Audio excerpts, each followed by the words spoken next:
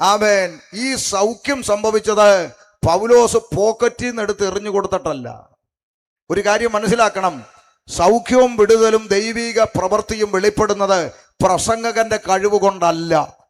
അത് കേൾക്കുന്നവന്റെ ഹൃദയത്തിൻ്റെ അകത്ത് ദൈവവുമായിട്ടുള്ള ബന്ധത്തിലെ വിശ്വാസം ഏത് നിലവാരത്തിൽ വർദ്ധിച്ചു വരുന്നോ അതിനനുസരിച്ച് ആ ദൈവപ്രവൃത്തി കേൾവിക്കാരിൽ വെളിപ്പെടുന്നത്. അതിന് പ്രസംഗകന് കോളർ പിടിക്കാൻ ഒക്കത്തില്ല. അത് ദൈവവും ആ വ്യക്തിയും തമ്മിലുള്ള ബന്ധമാണ്. അല്ലെങ്കിൽ പ്രസംഗകൻ പ്രസംഗിക്കുന്നിടത്തും കൈവയ്ക്കുന്നിടത്തും എല്ലാം സൗഖ്യമാകണ്ടേ? എന്തുകൊണ്ടാകുന്നില്ലെന്ന് ചോദിച്ചാൽ അവൻ ആ പ്രവൃത്തി വെളിപ്പെടണമെങ്കിൽ അവനും ദൈവവും തമ്മിലുള്ള ബന്ധത്തിന്റെ ആഴത്തിലാണ് അത് വെളിപ്പെടുന്നത്. പക്ഷെ വിശ്വാസിക്ക് ഇത് അറിയാത്തത് കൊണ്ട് വിശ്വാസികൾ ഇന്ന് പ്രസംഗിക്കുന്ന ആളിന്റെ പോക്കറ്റിൽ നിന്ന് വരുന്നത് പോലെയാ ഇവരെയൊക്കെ കാണുന്നത്. ഇന്നാളൊരുത്തൻ വിളിച്ചു പറയുന്നത് കേട്ടു, വീടില്ലാത്ത ആർക്കൊക്കെയാ എൻ്റെ പോക്കറ്റ് നിറയെ വീടാ, പിടിച്ചോ പിടിച്ചോ പിടിച്ചോ എന്നും പറഞ്ഞ് ഇവന്മാരെല്ലാം വട്ടുമൂത്ത് നടക്കുകയാണ്. അതുകൊണ്ടൊരു കാര്യം പറയാം, ഇതൊന്നും ഇവരുടെ പോക്കറ്റിൽ നിന്ന് എറിഞ്ഞു കൊടുക്കുന്നതല്ല, ദൈവത്തിൽ നിന്ന് വെളിപ്പെടുന്നതാ. അതിൻ്റെ മഹത്വം ദൈവത്തിനാ. സ്തോത്രം. ആമേൻ. ക്ഷണത്തിൽ അവൻ കുതിച്ചെഴുന്നേറ്റ് നടന്നു. അപ്പൊ ഒരു ചിന്തയും കൂടെ അവിടെ ഞാൻ പറയാം. ആമേൻ. കർത്താവ് ഒരു വ്യക്തിയെ സൗഖ്യമാക്കിയാൽ അത് സാക്ഷാൽ സൗഖ്യമാണ്. മനസ്സിലായോ? ജന്മന നടക്കാൻ പറ്റാത്തവൻ കുതിച്ച് നടന്ന തലേ കയറിയോ? അതാ ദൈവിക സൗഖ്യം എന്ന് പറഞ്ഞാൽ അങ്ങനെ. പക്ഷെ ഇന്ന് സൗഖ്യത്തിന്റെ പേരിൽ കുറച്ച് തട്ടിപ്പുകാരുണ്ട്. ഇവിടെ ചെങ്ങന്നൂരും ഒക്കെ ഉണ്ട് ഒരു രാവുണ്ണി. ഞാൻ പറയാം, പിന്നെ ഈ വിശ്വസിച്ചോ സൗഖ്യമായിരിക്കുക, ഗ്രാജുവലി അങ്ങ് നടന്നോളൂ. അങ്ങനെ ഇൻസ്റ്റാൾമെന്റ് പരിപാടി കർത്താവ് തുടങ്ങിയിട്ടില്ല. ഗ്രാജുവലി. നാളൊരു അമ്മാമ്മ പറഞ്ഞു, ഞാൻ എൻ്റെ വയറ്റിൽ 16 മുഴയുണ്ടായിരുന്നു. 16 മുഴ. അപ്പോഴാണ് ഞാൻ കൊട്ടാരക്കലെ ബ്രദറിൻ്റെ TV പ്രോഗ്രാം കാണുന്നത്. TV പ്രോഗ്രാം കണ്ടുകൊണ്ടിരുന്നപ്പോൾ തന്നെ 8 എണ്ണം അങ്ങ് പോയി. 8 മുഴയങ്ങ് കണ്ടുകൊണ്ടിരുന്നപ്പോൾ. എന്നാൽ പിന്നെ അവിടെ ഒന്ന് പോകണമെന്ന് വിചാരിച്ച് ഞാൻ അടുത്ത ആഴ്ച അവിടെ ചെന്നപ്പം ബാക്കി 8 എണ്ണം അവിടെ വെച്ച് ഇൻസ്റ്റാൾമെൻറ്റാ. ഇതൊക്കെ ഏത് പുസ്തകമാണ് പഠിക്കുന്നതെന്ന് എനിക്കറിയത്തില്ല. ഞാനൊരു കാര്യം പറയാം, ദൈവം സൗഖ്യമാക്കിയാൽ അത് സാക്ഷാൽ സൗഖ്യമാണ്. അതിൻ്റെ അകത്ത് പിന്നെ വലിച്ചു നീട്ടി കുറുക്കി നീട്ടി അല്ലെ ഗ്രാജുവലി നടന്നോളും. 8-10 എന്ന് വന്നവൻ പ്രാർത്ഥിച്ചു കഴിഞ്ഞിട്ട് പിന്നെ 8-10 എന്ന് പോകുന്ന പരിപാടി, ഇതൊന്നും ദൈവത്തിനില്ല. ദൈവം ഇന്നലെയും ഇന്നും എന്നേക്കും അനന്യനാണെങ്കിൽ അന്ന് പ്രവർത്തിച്ച ദൈവത്തിന് ഇന്നും പ്രവർത്തിക്കാൻ കഴിയും. ഒരു വ്യത്യാസവുമില്ല. മുഴുമഹത്വം ദൈവത്തിന്. അത് ഈ കേരളത്തിൽ നമ്മൾ കാണുന്നില്ല എന്നുള്ളത് ദൈവത്തിൻ്റെ കുറ്റമല്ല. സത്യസൗഖ്യവും വിടുതലും ഇവിടെ വെളിപ്പെടാതിരിക്കാൻ കാരണം ഇവിടെ കച്ചവടക്കാർ കയറിയത് കൊണ്ടാണ്. അതേ സമയത്ത് വടക്കേ ഇന്ത്യയിൽ വേല ചെയ്യുന്ന അഭിഷിക്തന്മാരുണ്ടെങ്കിൽ വല്ലപ്പോഴും അവരുടെ കൂടെ ഒന്ന് പോയി നോക്ക്. ഇന്നും സ്വർഗത്തിലെ ദൈവം അത്ഭുതങ്ങളെ ചെയ്യുന്നത് കണ്ണിന് കാണാൻ സാധിക്കുന്നത്. ഞാൻ എല്ലാ വർഷവും പോകുന്ന ആളാണ്. ചില ഗാവുകളിൽ ചങ്ങലക്കിട്ടിരിക്കുന്ന മാനസിക രോഗികൾ, ഒരു ഫേസ്ബുക്കിലും വാട്സാപ്പിലും യൂട്യൂബിലും ഇന്റർനെറ്റിലും ഒന്നും ഇല്ലാത്ത വലിയ തിരക്ക് പിടിച്ച് അറിയപ്പെടാത്ത പാവപ്പെട്ട അപ്പച്ചന്മാർ ഗാവുകളിൽ ചെന്നേച്ച് ഒറ്റ പ്രാർത്ഥന പ്രാർത്ഥിക്കുമ്പോൾ ചങ്ങലക്കിട്ട് കിടക്കുന്നവന് സുബോധം വന്നിട്ട് ഒരു ഗ്രാമം മുഴുവൻ യേശുവിൻ്റെ പിന്നാലെ ഇറങ്ങിയിട്ട് 500-600 സ്നാനമൊക്കെ ഒറ്റ സ്നാനപ്പെടുത്തലി നടക്കുന്നത്. ഞങ്ങൾ 3 പേര് വെള്ളത്തിലിറങ്ങി തിരിഞ്ഞും പിരിഞ്ഞും നിന്നുകൊണ്ടാണ് 2 പേര് വീതം സ്നാനപ്പെടുത്തി വിട്ടത്. ചുമ്മാതല്ല സംഘികൾ കൊല്ലാൻ നടക്കുന്നത്. പിന്നെ എന്നാ ചുമ്മാതാന്ന് വിചാരിച്ചോ? ഒറ്റ ഗ്രാമമൊക്കെ ഒരു ദിവസം കൊണ്ട് യേശുവിൻ്റെ പിന്നാലെ ഇറങ്ങുകയെന്ന്. പിന്നെ ചുമ്മാതാന്നോ? ദൈവപ്രവൃത്തി വെളിപ്പെട്ടുകൊണ്ടിരിക്കുക. ഇവിടെ ഇതൊന്നും ഇവിടെ കാണാത്തതിൻ്റെ കാര്യം, ഇവിടെ കുറെ കള്ളന്മാര്, സജിത്ത് കണ്ണൂർ, ജോൺ ലോറൻസ്, തങ്കു, താരു, ടിനു, ഇതുപോലെ കുറെ കള്ളന്മാര് കാശ് കൊടുത്ത ആളിനെ കൊണ്ടുവന്ന് ഞാൻ മുടന്തനാന്ന് പറയിച്ച് ജനത്തിന്റെ മുമ്പിൽ ദൈവപ്രവൃത്തിയെ ജനത്തിന്റെ മുമ്പിൽ കോമാളികളിയാക്കി മാറ്റിയെന്ന്. മനസ്സിലായോ? ഒരു പരിധി വരെ ഈ ജനം സുവിശേഷം കേൾക്കാനും ദൈവസഭയിലോട്ട് വരാനും പറ്റാതായത് ഇതുപോലുള്ള ക്ഷുദ്രജീവികൾ കാരണമാണ്. ഇത് മനസ്സിലാക്കി ദൈവദാസന്മാരോട് ഞാൻ സ്നേഹത്തിൽ പറയുക, നിങ്ങളൊക്കെ ഇനിയെങ്കിലും വാ തുറന്ന് പറയാൻ തയ്യാറാകണം, ഞങ്ങൾക്ക് ഇത്തരം ക്ഷുദ്രജീവികളുമായിട്ട് ഒരു ബന്ധവും. അത് പറഞ്ഞില്ലെങ്കിൽ ഇത് പൊതുസമൂഹത്തിന് അറിയത്തില്ലെന്ന്. ഇവരെല്ലാം കൂട്ടുന്നത് ഇതെല്ലാം പെന്തിക്കോസാന്നാ. ഇത് വേദന കൊണ്ട് പറയുന്നത്. ഞങ്ങളൊരു പരസ്യോഗം കഴിഞ്ഞിട്ട് ഒരു വീട്ടിൽ ഇന്നലെ ഒന്നുമല്ല, കഴിഞ്ഞ ചില കാലം മുമ്പ് ഒരു വീട്ടിൽ വിസിറ്റ് ചെയ്യാൻ കയറി. അപ്പം ആ സഹോദരി ഇരുന്നാട്ടെ ചായ ഇടട്ടോ എന്നൊക്കെ ചോദിച്ച് വീട്ടിൽ കയറ്റി. അപ്പം ആ കെട്ടിയോൻ അവിടെ കിടന്ന് ഉറങ്ങുക. ചാടി എഴുന്നേറ്റ് സൗണ്ട് കേട്ട് ആരാടി? അത് ഉപദേശിമാർ വന്നയാന്ന് പറഞ്ഞു. ഇരിക്കും എല്ലാവരും ഒന്ന് കാണാൻ ഞാൻ ഇരിക്കുമായിരുന്നു. കെട്ടിയോൻ നീ ചായ ഇടറി അങ്ങോട്ട് വിട്ടു. കെട്ടിയോൻ വന്നിട്ട് ചോദിക്കുക, നിങ്ങളല്ലേ യേശു ക്രിസ്തുവിൻ്റെ ശബ്ദം വാട്സാപ്പിൽ റെക്കോർഡ് ചെയ്തത്? ഇടങ്ങേറുന്നു വരുന്ന വഴി നോക്കണേ. ഞാൻ കൈ കൂപ്പിക്കൊണ്ട് പറഞ്ഞു, എൻ്റെ പൊന്നു ചേട്ടാ, ഞങ്ങൾക്ക് അത്തരം കീടങ്ങളുമായിട്ട് ഒരു ബന്ധവും. ഇത് പറയേണ്ടി വരികയല്ലേ? ഇത് സുവിശേഷത്തിന്റെ വഴി അടക്കിയല്ലേ ഇത്? ഇന്ന് കൊച്ചു കുഞ്ഞിന്റെ കയ്യിൽ വരെ മൊബൈൽ ഇരിക്കുന്ന കാലമാണ്. നമ്മൾ എത്ര പൊതിഞ്ഞു വെക്കും? അവരിങ്ങോട്ട് കുത്തി നോക്കുമ്പോൾ, ഓ യേശു ആ സഹോദരിയുടെ കഷണ്ടിയിൽ മുടി കിളിർപ്പിക്കുന്നു, ഓ യേശു ആ പല്ലിൻ്റെ പോട്. ഇപ്പം യേശുവിൻ്റെ പണി ഇതാ, ഇപ്പം പല്ലിൻ്റെ പോടടയ്ക്കുക, കഷണ്ടി മുടി കിളിർപ്പിക്കുക, ചൊറി, ചിരങ്ങ്, വട്ടച്ചൊറി. ഇവനെയൊക്കെ വേറെ പണിയില്ല. നിങ്ങൾ ചിന്തിക്കണം. മരിച്ച് 4 ദിവസം ചീഞ്ഞ മൃതദേഹത്തെ ഒറ്റ വാക്കുകൊണ്ട് ഉയർപ്പിച്ച മഹാദൈവമാണ് നമ്മുടെ കർത്താവായ യേശു ക്രിസ്തു. ആ കർത്താവിനെ പൊതുജനത്തിൻ്റെ മുമ്പിൽ വെറും തരം താഴ്ന്ന അവസ്ഥയിലേക്ക് എത്തിക്കുന്ന ഈ കോമാളികളുമായി ദൈവസഭയ്ക്ക് ഒരു ബന്ധവും ഇല്ലെന്ന് നമ്മൾ ഇനിയും പറയാതിരുന്നാൽ പൊതുസമൂഹം എല്ലാത്തിനും ഒന്നായി കാണും. അതുകൊണ്ടാണ് ഇത് പബ്ലിക്ക് പറയുന്നത്. ചില ദൈവാസന്മാർക്ക് വിഷമം വരും. നമ്മൾ പറയേണ്ട കാലമാണ് ഇനിയുള്ള കാലം. നമ്മൾ ധൈര്യത്തോടെ പറയണം, സഹോദരന്മാരെ, ഞങ്ങൾ ഇത്തരക്കാരുമായി ബന്ധമില്ലാത്തവരാ. ഞങ്ങൾ കർത്താവിൻ്റെ വരവിനായി നോക്കി പാർക്കുന്ന ദൈവമക്കളാ. ഞങ്ങൾ വിശുദ്ധിക്കും വേർപാടിനും വേണ്ടി നിൽക്കുന്ന ദൈവമക്കളാ. ഞങ്ങൾ പഥ്യ ഉപദേശം പ്രമാണിക്കുവാൻ പഠിപ്പിക്കുന്ന ദൈവമക്കളാ. ഞങ്ങൾ ആരെയും പറ്റിക്കാൻ കൂട്ടു നിൽക്കുന്നവരല്ലെന്ന് പറയാൻ നമ്മൾ തയ്യാറാകണം. ദൈവദാസന്മാർ വേദന കൊണ്ട് പറയുന്നതാ. തിരിച്ചു വരാം. അപ്പൊ നോക്ക്, അവൻ കുതിച്ചു ചാടി നടന്നു. ഇൻസ്റ്റന്റ് വിടുതൽ. ദൈവം പ്രവർത്തിച്ച പ്രവൃത്തി വെളിപ്പെടുക. കുതിച്ചു ചാടി നടന്നു. അടുത്ത വാക്ക് വായിച്ചാട്ടെ. പൗലോസ് ചെയ്തത് ആ നാട്ടിലെ ജനങ്ങൾ കണ്ടിട്ട്, ദേവന്മാർ മനുഷ്യരൂപത്തിൽ നമ്മുടെ അടുക്കൽ ഇറങ്ങി വന്നിരിക്കുന്നു എന്ന് ലുക്കവാന്യ ഭാഷയിൽ നിലവിളിച്ചു പറഞ്ഞു. ഒന്ന് ശ്രദ്ധിച്ചേ, ഇത് ജനം കണ്ടിട്ട് പറഞ്ഞു, എടാ ഓടി വാടാ, സുരേഷ്, സുമേഷ്, രതീഷ്, രമേഷ്, നാരായണ, ഗോപാലകൃഷ്ണ, ചാക്കോച്ച, എല്ലാരും വാടാ. എന്താടാ, ദേവന്മാരും മനുഷ്യന്മാരെ പോലെ നമ്മുടെ നടുവിൽ വന്നിരിക്കുന്നടാന്ന് പറഞ്ഞ ആളുകളൊക്കെ ഒരുമിച്ച് കൂടിയിട്ട് എന്ത് ചെയ്തു? വായിച്ചേ. ഇന്ദ്രനെന്നും പൗലോസ് മുഖ്യ പ്രസംഗിയാകിയാൽ അവന് ബുധനെന്നും പേർ വിളിച്ചു. ആ പേരിടാൻ അവരും മിടുക്കരാ. മനസ്സിലായോ? എന്ന് പറഞ്ഞാൽ ഇവരെല്ലാം ഓടിക്കൂടിയിട്ട് ബർന്നബാസിനെ ഇന്ദ്രനെന്നും പൗലോസ് പ്രധാന പ്രസംഗിയാകിയാൽ അവന് ബുധനെന്നും. ചിലരങ്ങനാണല്ലോ, ഈ ആൾദൈവമായിട്ട് മാറുന്ന ഉടനെ പഴയ പേര്, പണ്ടത്തെ പേര് ശശി, അപ്പം ആൾദൈവം ശശി എന്ന് പറയാൻ ഒരു ഗുമ്മില്ല, അപ്പൊ പേര് മാറ്റും എന്ന് പറയുന്ന പോലെയാ. അപ്പൊ ഇവിടെ ഇവര് പേരിട്ടിട്ട് ഈ പൗലോസിനെയും ബർന്നബാസിനെയും ഒക്കെ പിടിച്ച് ആൾദൈവങ്ങളാക്കാനുള്ള ശ്രമമായി കാണിക്കുന്നത്. എന്നിട്ട് അവർ എന്ത് ചെയ്തെന്നൊന്ന് വായിച്ചേ. പട്ടണത്തിന്റെ മുമ്പിലുള്ള ഇന്ദ്രക്ഷേത്രത്തിലെ പുരോഹിതൻ കാളകളെയും പൂമാലകളെയും കൊണ്ടുവന്ന് പുരുഷാരത്തോടു കൂടെ യാഗം കഴിപ്പാൻ ഭാവിച്ചു. ഒരു വരി അടുത്ത വായിച്ചിട്ടൊന്ന് നിർത്തിയേ. ഇത് കണ്ടിട്ട് വായിച്ചോ അടുത്ത വാക്ക്. ഇത് അപ്പോസ്തലന്മാരായ ബർന്നബാസും പൗലോസും കേട്ടിട്ട് വസ്ത്രം കീറിക്കൊണ്ട് നിക്കട്ടെ. അവരിത് കേട്ടിട്ട് എന്ത് ചെയ്തു? ദൈവത്തിന്റെ പരിശുദ്ധാത്മാവ് അകത്തുള്ള അഭിഷിക്തന്മാരുടെ കാര്യമായി പറഞ്ഞേ. അവരെ സ്വീകരിക്കാൻ പൂമാലയും കൊണ്ട് വന്നപ്പോൾ ഇന്നിപ്പോ കുറെ പേരിന്റെ അറ്റത്ത് സ്വന്തമായിട്ട് അപ്പോസ്തലൻ ഇട്ടുകൊണ്ട് നടക്കുന്നവരുണ്ട്, ഫേസ്ബുക്കിലും യൂട്യൂബിലും. അവരുടെ അടുത്ത് എങ്ങാനുമാണ് പൂമാലയും കൊണ്ട് വന്നെങ്കിലോ അവര് പറയും, നിൽക്ക് ഇപ്പൊ ഇടല്ലേ, മൊബൈൽ എടുത്തിട്ട് സെൽഫി ഇട്ടോ സെൽഫി. മനസ്സിലായോ? ഇതൊക്കെ മനസ്സിലാക്കണം. ദൈവത്തിന്റെ പരിശുദ്ധാത്മാവ് അകത്തുള്ള ദൈവദാസന്മാര് ഇത് കണ്ടിട്ട് വസ്ത്രം വലിച്ചു കീറി. എന്നിട്ട് അവരെന്താ വായിച്ചേ.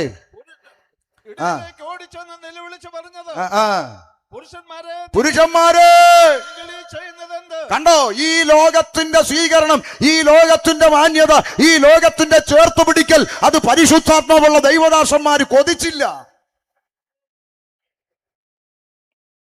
ഇപ്പോഴത്തെ കുറെ ദൈവദാസന്മാര് സ്റ്റേജിൽ കയറി പറയുന്നത് ലോകം ഞങ്ങളെ അംഗീകരിക്കണം, പിന്നെ പിണറായി അംഗീകരിച്ചു. ഇനിയിപ്പോ ബാക്കിയും കൂടെ ഇവന്മാര് മാറ്റി എഴുതും, ഞാൻ എൻ്റെ കണ്ണ് പർവ്വതത്തിലേക്ക് ഉയർത്തുന്നു, എനിക്ക് സഹായം എവിടെ നിന്ന്. അങ്ങനെ ആയിരുന്നു വാക്യം. ഇനി മാറ്റും, ഞാൻ എൻ്റെ കണ്ണ് AKG സെന്ററിലേക്ക് ഉയർത്തുന്നു, എൻ്റെ സഹായം പിണറായി നിന്ന്. ഞാൻ മിണ്ടുന്നില്ലല്ലോ ആരും. സ്വോത്രം. നിങ്ങളൊന്നും മിണ്ടണ്ട, ഞാൻ പറഞ്ഞോളാം. സ്വോത്രം.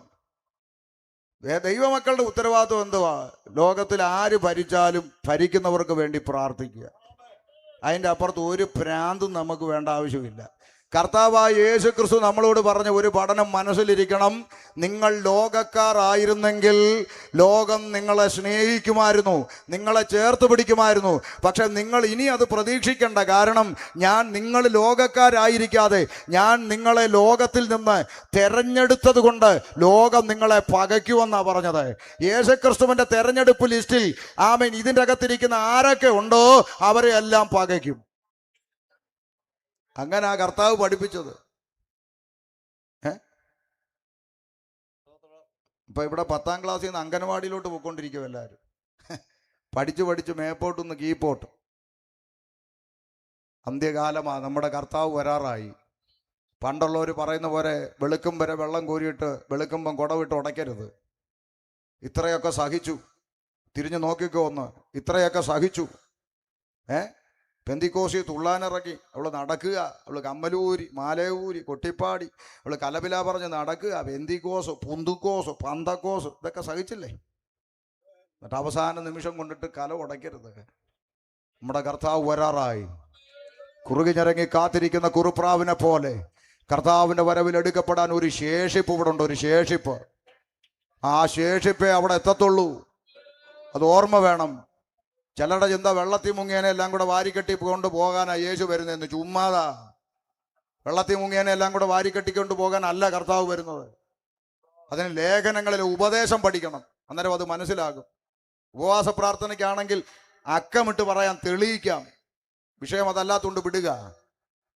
അപ്പം ലോകത്തിന്റെ സ്വീകരണവും ലോകത്തിന്റെ മാന്യതയൊന്നും അപ്പോസ്തലന്മാർ ആശിച്ചില്ല. എന്തിനധികം പറയുന്നു? യേശു ആശിച്ചോ? 5 അപ്പം കൊണ്ട് 5000 പേരെ പോഷിപ്പിച്ചു കഴിഞ്ഞേച്ച് ഇവരെല്ലാരും കൂടെ അപ്പം തിന്നു കഴിഞ്ഞ് കർത്താവിനെ പിടിച്ച് രാജാവാക്കാൻ നോക്കിയപ്പോൾ കർത്താവ് പ്രാർത്ഥിപ്പാൻ മലയെ കയറിപ്പോയി. നമ്മളാണെങ്കിൽ MP ആക്കാൻ കാത്തിരിക്കുക. പെന്തിക്കോസിനൊരു MP വേണം, MLA വേണം വേണം വേണം വേണം വേണം വേണം. എന്നിട്ട് രാവിലെ സഭായോഗത്തിന് ഒരുങ്ങി വരുമ്പോൾ അർജന്റായിട്ടൊരു കോള് വരികയാണ്, ശബരിമല ഒരു പ്രോഗ്രാം ഉണ്ട്, വരണമെന്ന്. ഓ ഇല്ല, എനിക്കെൻ്റെ ജീവനുള്ള ദൈവത്തെ, പിന്നെ ഒഫീഷ്യലാ, അവിടെ ചെന്നേ പറ്റൂ. സർവ്വമത സംസ്ഥാന സമ്മേളനത്തിൽ ചെന്ന് നിൽക്കുമ്പോൾ സർവ്വമതത്തിലെ നേതാക്കന്മാർ അവിടെ ഇരിപ്പുണ്ട്. ഇനി MLA 2 വാക്ക് സംസാരിക്കും. ഉടനെ പെന്തക്കോസ് MLA മൈക്കെടുത്തിട്ട് കൃഷ്ണനും ക്രിസ്തുവും മുഹമ്മദും എല്ലാം ഒന്നല്ലേ പറയണ്ടേ? മിണ്ടുന്നില്ല. അതോ അവിടെ ചെന്നിട്ട് മറ്റൊരുത്തന് പിന്നെ നീ ഊപ്പാട് പരിപാടി കൊണ്ട്. ഇതൊക്കെ ചുമ്മാ തമാശയാണെന്നാണോ വിചാരം? കർത്താവായ യേശുക്രിസ്തുവിനെ പിടിച്ച് രാജാവാക്കാൻ നോക്കിയപ്പോൾ കർത്താവ് മലയിൽ കയറിപ്പോയി. മനസ്സിലായോ? ഇവർ തിന്നു കഴിഞ്ഞേച്ച് അതിനകത്തൊരു ദൂതുണ്ട് പറയാം. തിന്നു കഴിഞ്ഞേച്ച് ഇവർ ഇറങ്ങി വന്ന് കർത്താവിനെ തപ്പി പിടിച്ചിട്ടൊരു ചോദ്യം, നാഥ ഞങ്ങൾ നിന്നെ അന്വേഷിച്ചു. വായിച്ചിട്ടുണ്ടോ? ഞങ്ങൾ നിന്നെ അന്വേഷിച്ചു. കർത്താവ് വിചാരിച്ചു സ്നേഹം കൊണ്ടെങ്ങാണ്ടായിരിക്കും. എന്താ കാര്യമെന്ന് ചോദിച്ചപ്പം തലയും ചൊറിഞ്ഞുകൊണ്ട് പറയുക, അത് പിന്നെ മോശ മരുഭൂമി ഞങ്ങളുടെ പിതാക്കന്മാർക്ക് മന്നായാ കൊടുത്തതെന്ന്.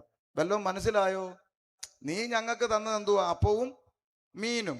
പക്ഷേ ഞങ്ങളുടെ പിതാക്കന്മാർക്ക് മോശ കൊടുത്തത് എന്തുവാ? മന്ന എന്ന് പറഞ്ഞാൽ അതിനകത്ത് ഇറച്ചിയുണ്ട്, കാട.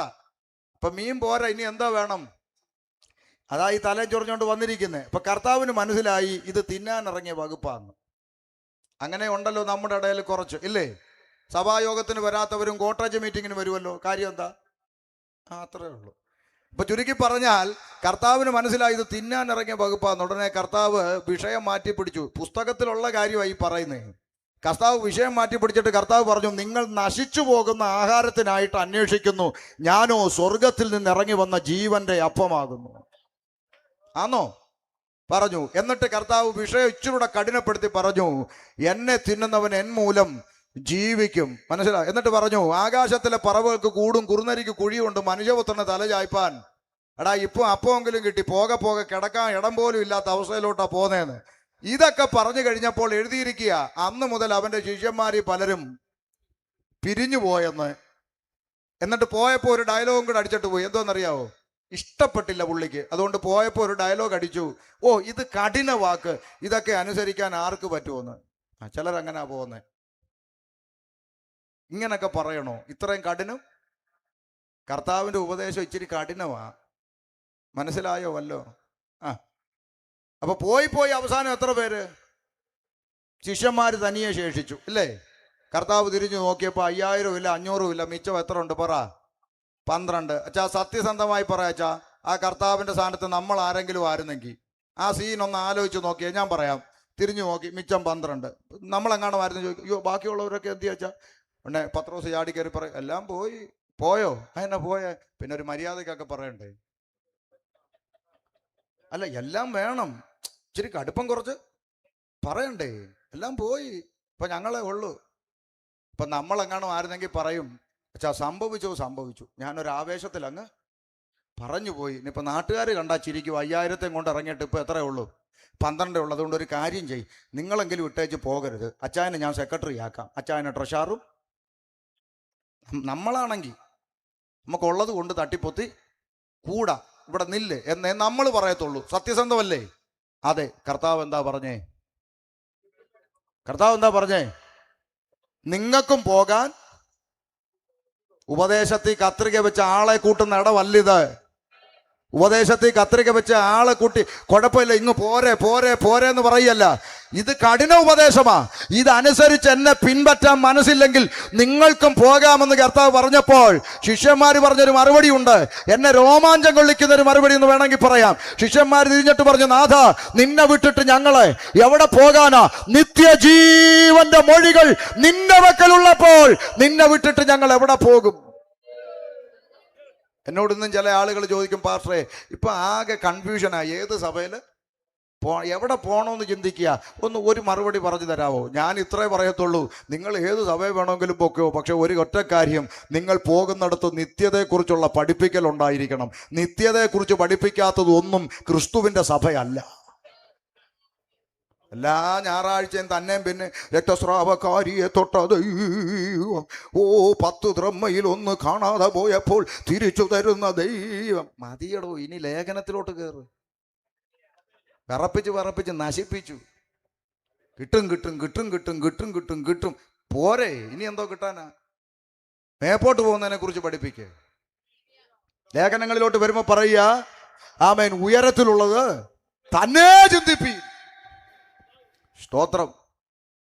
അകത്തു വന്ന ദൈവ കുഞ്ഞുങ്ങളെ നിത്യതയ്ക്കായി ഒരുക്ക്. ഈ ലോകത്തിലെ ഭൗതിക നന്മകൾ കിട്ടിയത് കൊണ്ട് യേശു നിന്റെ കൂടാണെന്ന് അർത്ഥമുണ്ടോ? ദൈവമക്കളെ, ചില തെറ്റിദ്ധാരണകൾ മാറാൻ നിങ്ങൾക്കും കൂടെ ഇടയ്ക്കൂടെ വേണമല്ലോ, അതുകൊണ്ട് പറയുക. രാത്രി മുഴുവൻ അധ്വാനിച്ചു, നത്തോലി പോലും കിട്ടിയില്ലെന്ന് പറഞ്ഞ ഒരാൾ ആരാ?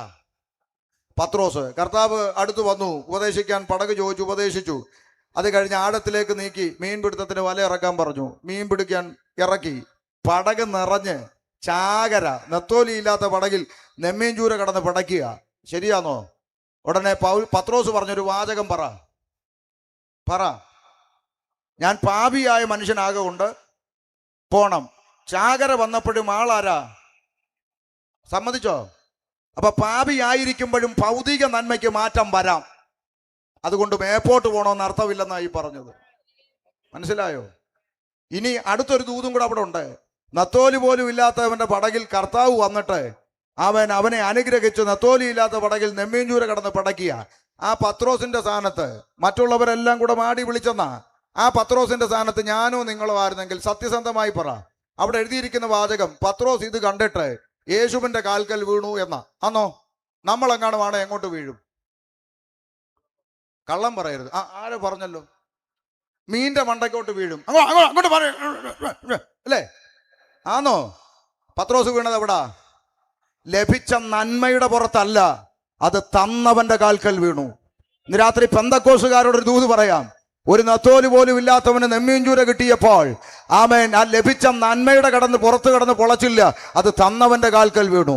തിരിഞ്ഞു നോക്കണം. നമുക്കൊന്നുമില്ലാതിരുന്ന സ്ഥാനത്ത് ഈ പുസ്തകത്തിന് വേണ്ടി നാം ഇറങ്ങി തിരിച്ചപ്പോൾ നമുക്ക് എന്തുണ്ടായിരുന്നു?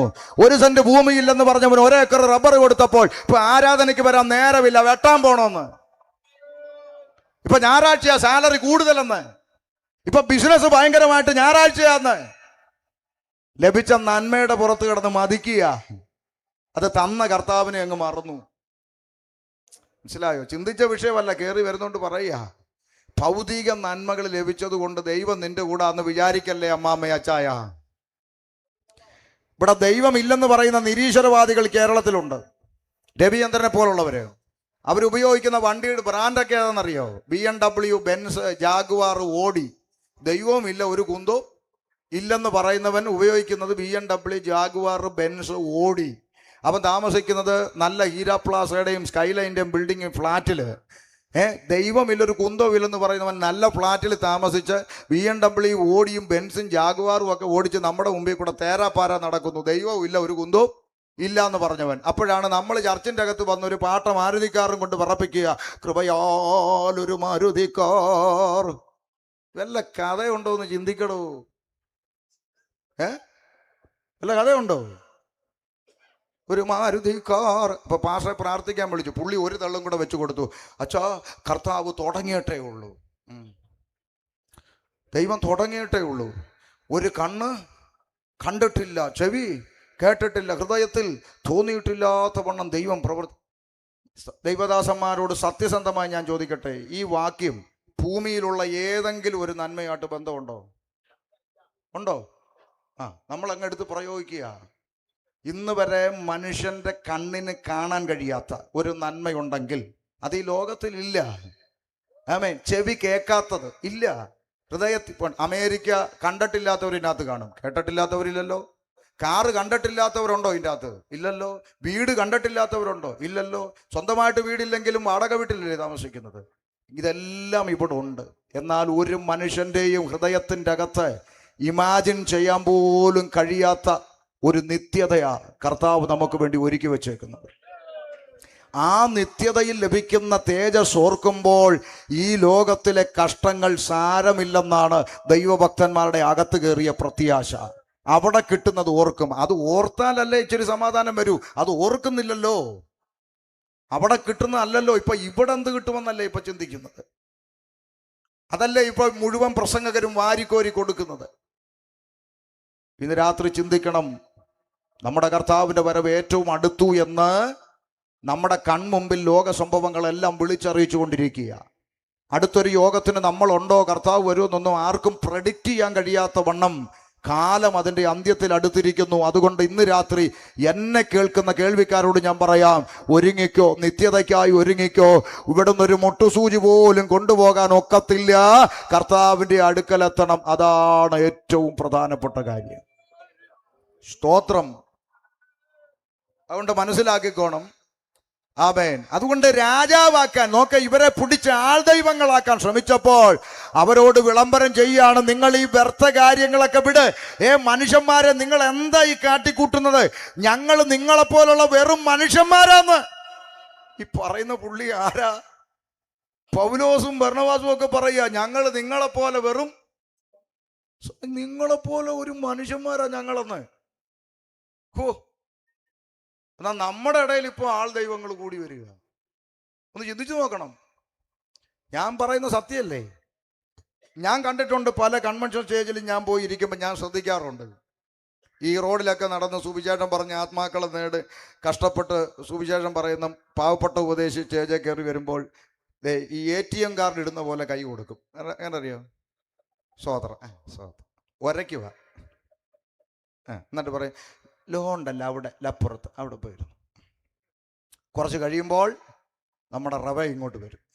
റവ ഇങ്ങോട്ട് വരുമ്പോൾ യഹോവയായ ദൈവം വന്ന പോലെ എല്ലാം ഞാനിത് കണ്ട് അതിശയിച്ചിട്ടുണ്ട് സത്യത്തിൽ. എടാ, ആ പാവപ്പെട്ട ദൈവദാസൻ വെയിലും മഴയും പൊടിയും പുകയും സഹിച്ച് കയറി ഇറങ്ങി സുവിശേഷം പറഞ്ഞ് അടിയും കൊണ്ട് നിന്നേയും സഹിച്ച് ആത്മാക്കളെ നേടുമ്പോൾ റവ ഇവിടെ കല്യാണം നടത്താനും ശവമടക്കിനും ഉദ്ഘാടനത്തിനും പോയിട്ട് വീട്ടിൽ വന്നിരിക്കുകയായി. ഇവർക്കെല്ലാം ദൈവസന്നിധി ഒരു വാല്യൂ ഉള്ളൂ. ഇവിടെ ഇരിക്കുന്ന ഞങ്ങളിൽ ആരും ആരെക്കാളും കൂടിയതുമല്ല കുറഞ്ഞതുമല്ല. വേലക്കാർ ദൈവത്തിന്റെ സന്നിധിയിൽ മുഖപക്ഷമില്ലാതെ ആദ്യം വന്നവനും ഒടുവിൽ വന്നവനും ഒരുപോലെ പ്രതിഫലം കൊടുക്കുന്ന യജമാനന്റെ മുമ്പിലെ വെറും വേലക്കാര്. നിങ്ങളോ സകലവും ചെയ്ത ശേഷം ഞങ്ങൾ പ്രയോജനമില്ലാത്ത വേലക്കാര്, ഞങ്ങളെ കൊണ്ട് ഒന്നിനും കൊള്ളത്തില്ലെന്ന അർത്ഥം. ഞങ്ങൾക്ക് ഒന്നും പറയാനില്ല, പ്രയോജനമില്ലാത്ത വേലക്കാരെന്ന് പറഞ്ഞോണോന്നാ കർത്താവ് പഠിപ്പിച്ചേ. പിണറായിയെ കാണണമെങ്കിൽ നമ്മളൊരു അപ്പോയിൻമെന്റ് എടുത്താൽ മതി. പക്ഷെ നമ്മുടെ സെൻട്രൽ പാസ്റ്റർമാരെ കാണണമെങ്കിൽ 9 അപ്പോയിൻമെന്റ് എടുത്താൽ കാണാൻ പറ്റത്തില്ല. സ്തോത്രം. മനസ്സിലാകുന്നുണ്ടോ? ആൾ ദൈവങ്ങളാക്കാൻ വേണ്ടി ഇവർ തുനിഞ്ഞപ്പോൾ വസ്ത്രം വലിച്ചു കീറി നിലവിളിച്ചു പറയുകയാ, പുരുഷന്മാരെ, നിങ്ങൾ ഈ ചെയ്യുന്നത് എന്ത്? നിങ്ങൾ ഈ വ്യർത്ഥ കാര്യങ്ങളൊക്കെ വിട്ടേച്ച് ആകാശവും ഭൂമിയും സമുദ്രവും അവയിലുള്ള സകലത്തെ ഉണ്ടാക്കിയ ജീവനുള്ള ദൈവത്തിങ്കലേക്ക് തിരിയണം. ഇന്ന് രാത്രി ഞങ്ങൾ ഈ കോട്ടദേശത്തോട് വിളംബരം ചെയ്യുന്നു. മനുഷ്യന്മാരെ, നിങ്ങൾ ഈ മണ്ടത്തരങ്ങളൊക്കെ വിട്ടേച്ച് ആകാശവും ഭൂമിയും സമുദ്രവും അവയിലുള്ള സകലത്തെ ഉണ്ടാക്കിയ ജീവനുള്ള ദൈവത്തിങ്കലേക്ക് തിരിയണം. വ്യർത്ഥ കാര്യങ്ങളെ വിടണമെന്ന്.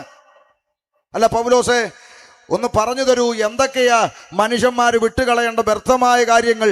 ഒന്ന് പറഞ്ഞാലല്ലേ അറിയാൻ പറ്റൂ. എന്നാ പറയാം, വായിച്ചോ. റോമാലേഖനം 1-ാം അധ്യായം 21, 22, 23. മനുഷ്യൻ വ്യർത്ഥമായി ചെയ്യുന്ന കാര്യങ്ങളും പിന്നിലെ കാരണവും അവിടെ വ്യക്തമായി രേഖപ്പെടുത്തിയിട്ടുണ്ട്. വായിക്കാം. റോമാലേഖനം 1-ാം അധ്യായം 21, 22, 23. മൈക്കേ കൂടെ വായിരച്ച 1:21, 22, 23.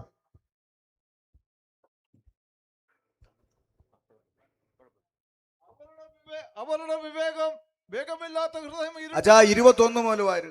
അവർ ദൈവത്തെ അറിഞ്ഞിട്ടും അവനെ ദൈവമെന്ന് ഓർത്ത് മഹത്വീകരിക്കുകയോ നന്ദി കാണിക്കുകയോ ചെയ്യാതെ തങ്ങളുടെ നിരൂപണങ്ങളിൽ വ്യർത്ഥരായി തീർന്നു. ഒന്ന് ശ്രദ്ധിച്ചാട്ടെ. മനുഷ്യൻ ദൈവത്തെ അറിഞ്ഞിട്ടും ഒരു സൃഷ്ടാവുണ്ട് എന്നറിയാമായിരുന്നിട്ടും അവർ ദൈവത്തിന് കൊടുക്കേണ്ട മഹത്വം ദൈവത്തിന് കൊടുക്കാതെ സ്വന്തം നിരൂപണങ്ങളിൽ വ്യർത്ഥരായി തീർന്നു എന്ന്. ഇന്ന് രാത്രി കോട്ടദേശത്തോട് ഞങ്ങൾ പറയാം, ഒരു ദൈവമുണ്ട്, ഒരു സൃഷ്ടാവുണ്ട്. ഇന്ന് ദൈവം ഇല്ലെന്ന് പറയുന്ന ഒരു തലമുറയുടെ നടുവിലാണ് നമ്മൾ ജീവിക്കുന്നത്, അല്ലേ? പുതിയ തലമുറ പറയുന്ന ദൈവമൊന്നും ഇല്ല. സംവാദം, ദൈവമുണ്ടോ ഇല്ലയോ എന്ന് സോഷ്യൽ മീഡിയയിലൊക്കെ സംവാദം. എടാ, തലയ്ക്കകത്ത് ബോധമുള്ളവന് ദൈവം ഉണ്ടോ എന്നറിയാൻ സംവാദം നടത്തേണ്ട കാര്യമൊന്നുമില്ല. ഒരു 10 മിനിറ്റ് കണ്ണാടിയുടെ മുമ്പിൽ ചെന്ന് നിന്നാൽ അറിയാം ദൈവം ഉണ്ടോ ഇല്ലയോ, ഇല്ലേ? കണ്ണാടിയുടെ മുമ്പിൽ 10 മിനിറ്റ് നിന്നൊന്ന് ചിന്തിക്കണം ദൈവം ഉണ്ടോ എന്ന്. അവൻ സമ്മതിക്കും ദൈവം ഉണ്ടെന്ന്. എന്താ? ഭക്തൻ ഇതിനകത്ത് എഴുതി വച്ചിരിക്കുക, ദൈവമേ, ഭയങ്കരവും അതിശയകരവുമായി നീ എന്നെ സൃഷ്ടിച്ചിരിക്കയാൽ ഞാൻ നിനക്ക് സ്തോത്രം ചെയ്യുന്നുവെന്നാ. മനുഷ്യന്റെ സൃഷ്ടിപ്പിന്റെ അകത്തുണ്ട് ദൈവത്തിന്റെ കരവിരുത്. ശരിയല്ലേ? എന്തെല്ലാം ഉണ്ട്. ഉദാഹരണം ഞാൻ പറയാം. നമ്മുടെ തലയിലിരിക്കുന്ന ഈ കറുത്ത സാധനം പേര് മുടി. താടിയായിട്ട് വളർന്നു വരുന്നത് മുടി, മീശയായിട്ട് വരുന്നതും മുടി, പുരികമായിട്ട് വരുന്നതും മുടി. ഈ കണ്ണിന്റെ പീലിയും എന്താ? പ്ലാസ്റ്റിക്കോ? മുടി. എല്ലാം മുടിയാ, അല്ലേ? തമ്പുരാന്റെ സൃഷ്ടിപ്പിൽ വെച്ചൊരു നിയമം നോക്കേ. തലമുടിയോടും താടിയോടും മീശയോടൊക്കെ വളർന്നിറങ്ങിക്കൊള്ളാൻ പറഞ്ഞപ്പോൾ കൺപീലിയോട് വ്യവസ്ഥ വെച്ചു, പരിധി വിട്ട് വളരരുത്, അല്ലേ? ഈ തലമുടിയും താടിയൊക്കെ വളരുന്ന പോലെ കൺപീലിയും അങ്ങ് വളർന്നെങ്കിലോ? ഇന്ന് രാത്രി യോഗത്തിന് വരുന്ന രംഗം ഒന്ന് ആലോചിച്ച്. ഒരു കൈ കൊണ്ട് ഷട്ടർ പൊക്കി പിടിച്ച്, ആരാടി പ്രസംഗിക്കുന്നത്? ഒരു കൈ അതിനു വേണ്ടി കൊണ്ട് നടക്കണം. അല്ല, നമ്മൾ ഇത് വലിയ അന്താരാഷ്ട്ര കാര്യമൊന്നുമല്ല. ഒരു സിമ്പിൾ കാര്യം പോലും നമ്മൾ ചിന്തിച്ചാൽ ദൈവത്തിന്റെ കരവിരുത് നമ്മുടെ മേൽ. എന്നാലോചിച്ച് നോക്ക, എത്രയോ ഭയങ്കരമായ ദൈവത്തിന്റെ സൃഷ്ടിപ്പ്. ഇതിൻ്റെ അകത്ത് ഓരോ നമ്മുടെ ശരീരത്തിലെ ഓരോ ഇത് അളവുകൾ, ഓക്സിജൻ്റെ അളവ്, അല്ലെങ്കിൽ മറ്റുള്ള പല സാധനങ്ങളുടെ അളവ്, ഷുഗറിൻ്റെയും പ്രഷറിൻ്റെയും കൊളസ്ട്രോളിൻ്റെയും ഒക്കെ അളവ്, ഇതെല്ലാം കൃത്യമായിട്ട് ഇങ്ങനെ തൂട്ടിക്കെട്ടി ഇതിൻ്റെ അകത്ത് ഈ കുടലും ഇതെല്ലാം കൂടെ എങ്ങനെയൊക്കെ വെച്ച് സെറ്റ് ചെയ്തേക്കുക. നമ്മുടെ ശരീരത്തിൻ്റെ സൃഷ്ടിപ്പിൻ്റെ അകത്ത് പോട്ടെ. ഈ തിരുവനന്തപുരത്ത് കരമനയെന്ന് നെയ്യാറ്റിൻകര വരെ ഇപ്പോൾ 6 വരിപ്പാത ഹൈവേ ബാലരാമപുരം വരെ നല്ല സെറ്റായി കിടക്കുക. അപ്പം ഞാൻ കഴിഞ്ഞ ചില നാളുകൾക്ക് മുമ്പ് അവിടെ യോഗത്തിന് പോയി. കരമന കഴിഞ്ഞാൽ പിന്നെ അങ്ങോട്ട് കണ്ണും പൂട്ടി വിട്ടുപോകാൻ പറ്റുന്ന നിലയിൽ 6 വരിപ്പാതയും നല്ല സിഗ്നൽ സംവിധാനവും ടാറിങ്ങും ഒക്കെ ആയിട്ട് നല്ല സെറ്റാക്കി ഇട്ടിരിക്കുന്ന ഹൈവേ. അങ്ങനെ വിട്ടു പോകുമ്പോൾ ഇത്രയും സൗകര്യവും സിഗ്നലും സംവിധാനവും ഉണ്ടായിട്ടും 2 വണ്ടി അവിടെ സൈഡിൽ ഇടിച്ചു കിടക്കുന്ന കണ്ടു. നിങ്ങളൊന്ന് ആലോചിച്ച് നോക്കിയേ. അങ്ങനാണെങ്കിൽ ഈ ആകാശമണ്ഡലങ്ങളിലേക്കൊന്ന് കണ്ണുയർത്ത്. ഈ ആകാശമണ്ഡലങ്ങളിൽ, സൗരയൂഥങ്ങളിൽ, ഭ്രമണപഥങ്ങളിൽ രാവും പകലും സഞ്ചരിച്ചു കൊണ്ടിരിക്കുന്ന ഒരു ഒറ്റ ഗ്രഹത്തിന് ഡ്രൈവറുണ്ടോ?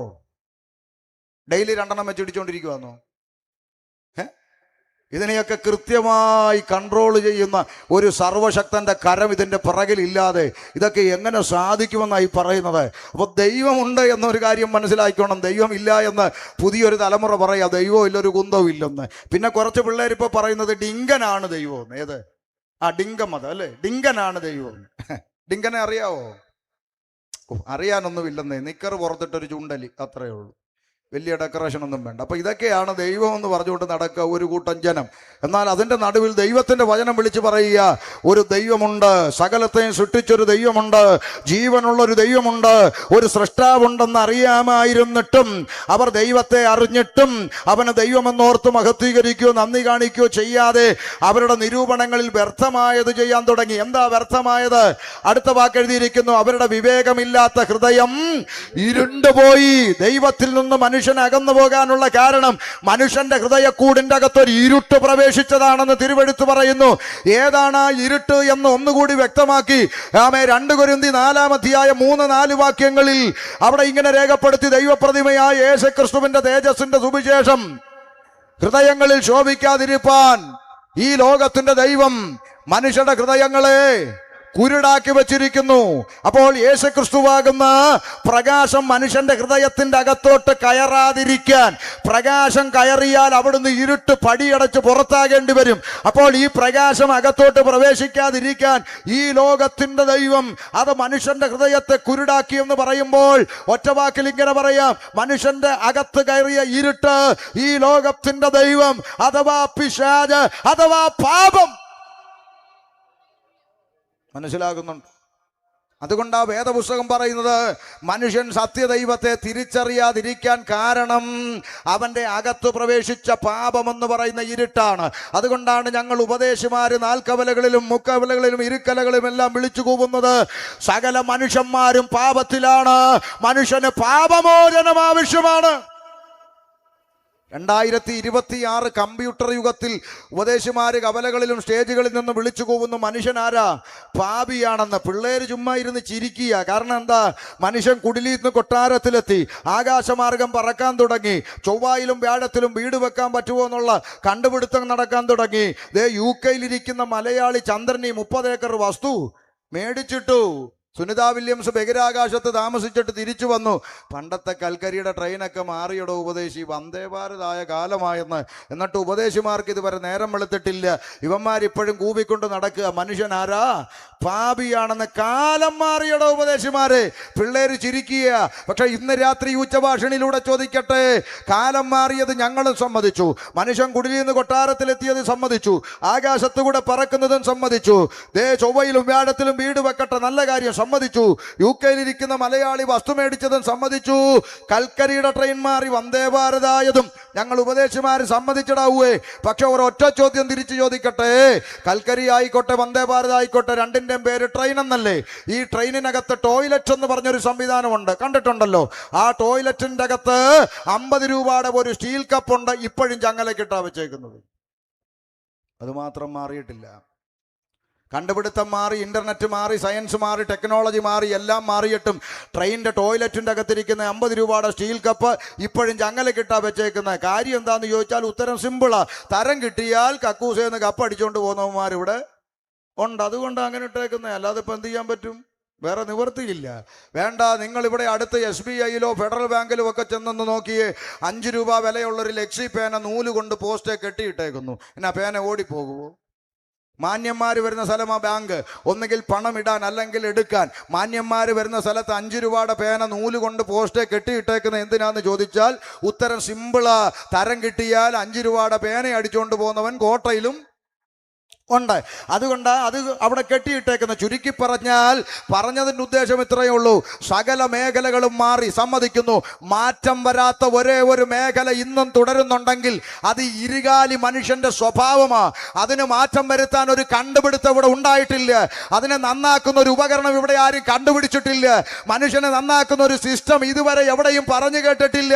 അതുകൊണ്ട് മാറ്റം വരാത്ത ഒന്ന് ഇന്നും തുടരുന്നു, ഇരുകാലി മനുഷ്യന്റെ സ്വഭാവം. പിന്നെ ഒരു ചെറിയ മാറ്റമുണ്ട് പറയാം. പണ്ട് സ്വന്തം പെൺകുഞ്ഞിനെങ്കിലും വെറുതെ വിടുമായിരുന്നെങ്കിൽ ഇന്ന് സ്വന്തം പെൺമക്കളെ പോലും വെറുതെ വിടാത്ത ചെകുത്താന്മാരായി ഇരുകാലി മനുഷ്യൻ മാറിയില്ലേ? കോട്ടയിലെ ആർക്കെങ്കിലും നിഷേധിക്കാൻ കഴിയുമോ? മനുഷ്യൻ ഒരു മാറ്റവും വരാതെ അവൻ ഇന്നും മൃഗീയമായി തുടരുന്നു. കണ്ടുപിടുത്തം മേപ്പോട്ട്, ഇന്റർനെറ്റ് മേപ്പോട്ട്, ശാസ്ത്രം മേപ്പോട്ട്, സയൻസ് മേപ്പോട്ട്, മനുഷ്യന്റെ ധാർമ്മികത മാത്രം കീപ്പോട്ട്. ശരിയാണോ ഈ പറയുന്നത്? പണ്ട് കാലത്ത് ദോഷമായിരുന്ന പല കാര്യങ്ങളും ഇപ്പോഴത്തെ പുതിയ തലമുറയ്ക്ക് ഫാഷനാ. പണ്ട് സ്കൂളിൽ പോയിട്ട് തിരിച്ചു വരുമ്പോൾ വഴിയിലെങ്ങാണ് ഒരു ചെറുക്കനോട് സംസാരിക്കാൻ ധൈര്യമുണ്ടോ? ഒരു ചെറുക്കനോട് നിന്ന് മിണ്ടിപ്പോയാൽ അയ്യോ വീട്ടിലറിയോ, അവിടെ പറയൂ, ഇവിടെ പറയൂ, ആരെങ്കിലും എന്തെങ്കിലും പറയൂ എന്നൊക്കെ പറഞ്ഞ് ആകെ പേടിയാ. ആ കാലം മാറി. ഇപ്പൊ പഞ്ചായത്ത് സ്റ്റേഡിയം വാടകയ്ക്ക് എടുത്ത് ചുംബന സമരം നടത്തുക അല്ലേ? അന്നത്തെ ദോഷം, ഇന്നത്തെ ഫാഷൻ. ഓർമ്മയുണ്ടോ? പണ്ട് സ്കൂള് കട്ട് ചെയ്ത് ആരും കാണാതെ സിനിമയ്ക്ക് പോയ കാലം ഞാൻ പോയിട്ടുണ്ട്. സ്കൂള് കട്ട് ചെയ്ത് സിനിമയ്ക്ക് പോകും കൂട്ടുകാരുമായിട്ട്.